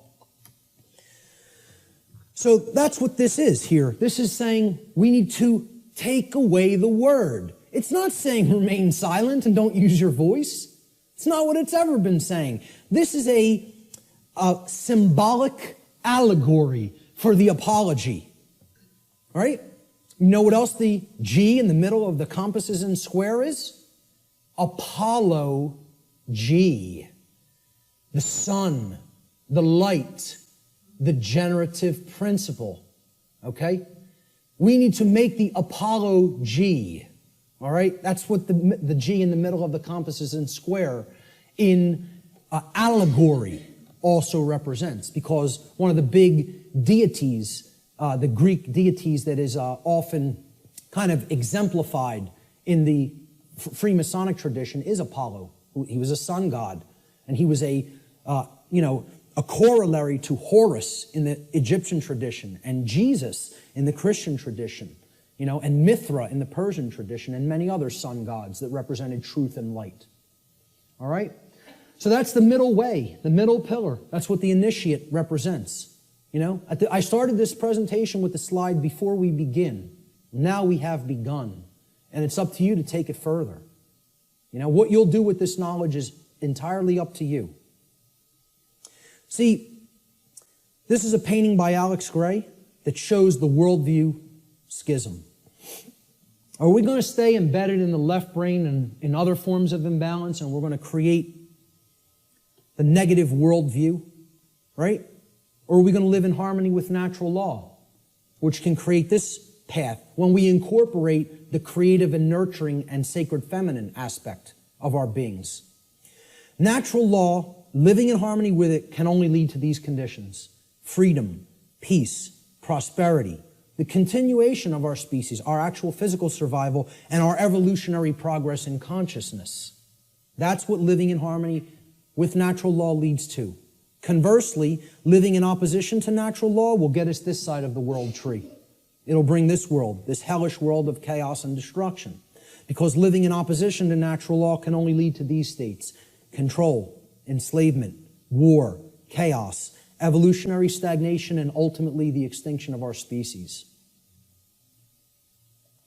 Which will we choose? That's still up in the air. I can't tell you that. Only each individual can make that decision for themselves, and then that will play out in the aggregate, in the mass consciousness, the numbers. Thomas Jefferson said, "A free people claim their rights as derived from the laws of nature."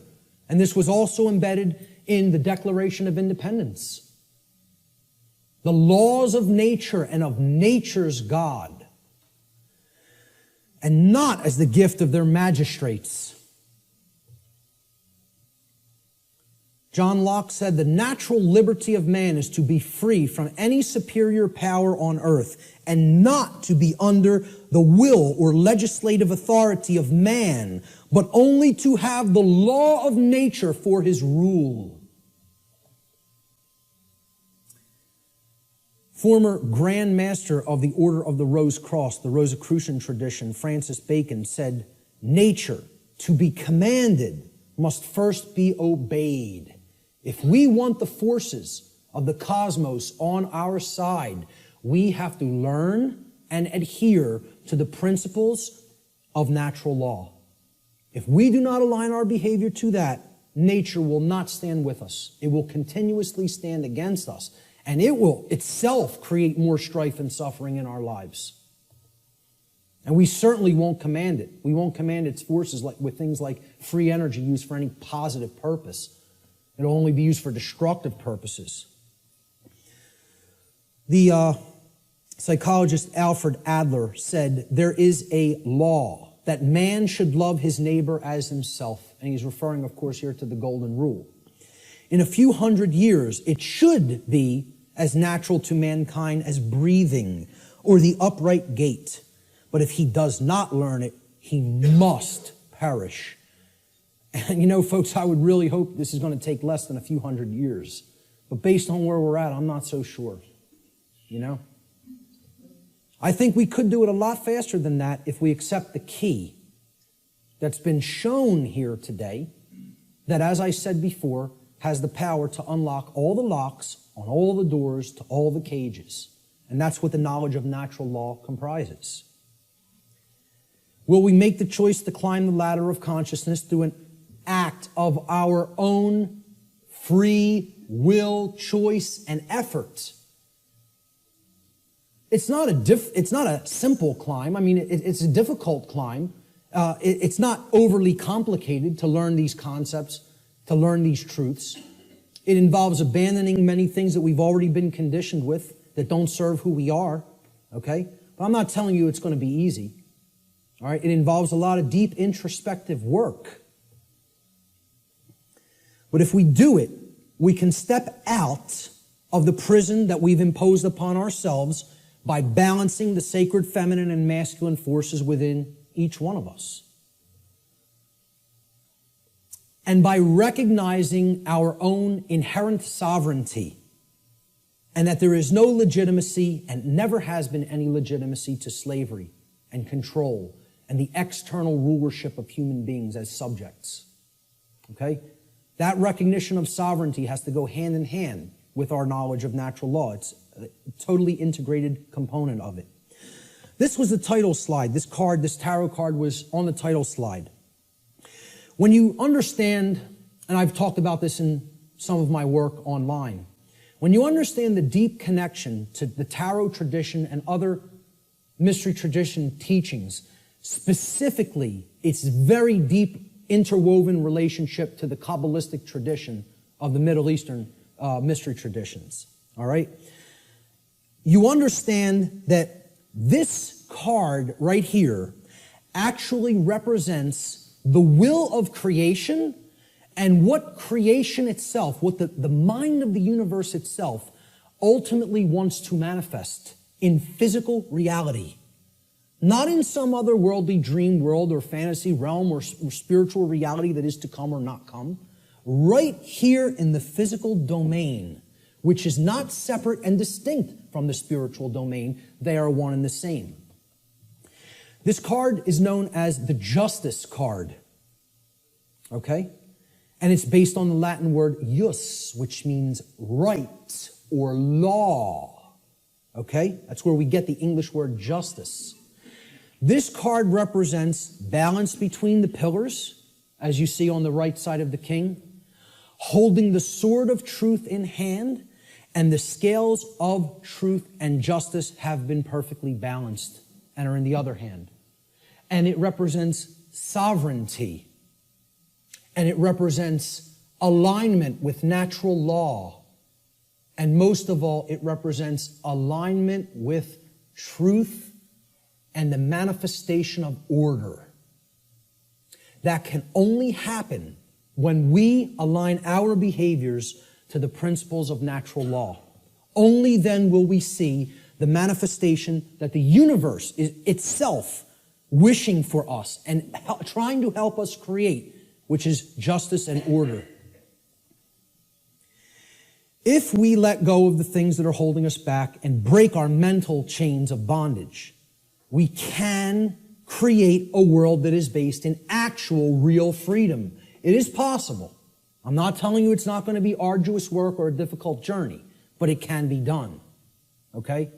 If we choose to do that, we're going to see advances and things that are going to be created that the world is going to look so drastically different if we go down that middle path to the truth and to order and to justice through the understanding of natural law and actually applying it and living it in our lives, that the changes we're going to experience are going to be so positive and so transformative that we can scarcely even imagine what the world will be like on the other side of that work, on the other side of that transformation. Will that be done? Maybe. Maybe not. The answer will come from what you see in the reflection of that device right there. That's what will determine it. Nothing else.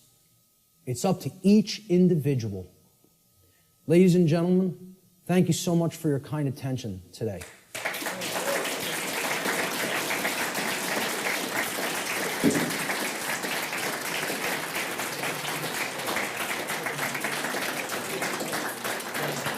Thank you. Thank you. Thank you. I appreciate that. Finally, this right here, Lex Rex, simply means the law is king. The law is king.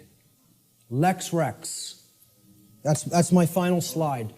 Thanks so much. Let's do some question and answer. How much time do we have, by the way? Did I run way over or did I leave some? Oh my God. Hey, I'm very happy that the venue allowed us to go over by this much. Okay? And that they didn't just come in and say, you got to get out of here. So I really did want to leave time for questions, but I think it would be, I don't know if it would be really just, intrusive and ignorant at this point to just stay even beyond this time. So maybe we should start packing it up. All right? I apologize for going so far over. I think the information speaks for itself and is worth it, and I hope I was clarified on that. Listen, I'll tell you what. Anybody has specific questions, since there's no time for questions, let me just get this across, okay? Since there's no time for questions, I'll make a personal effort, and I rarely tell people I will respond to email questions.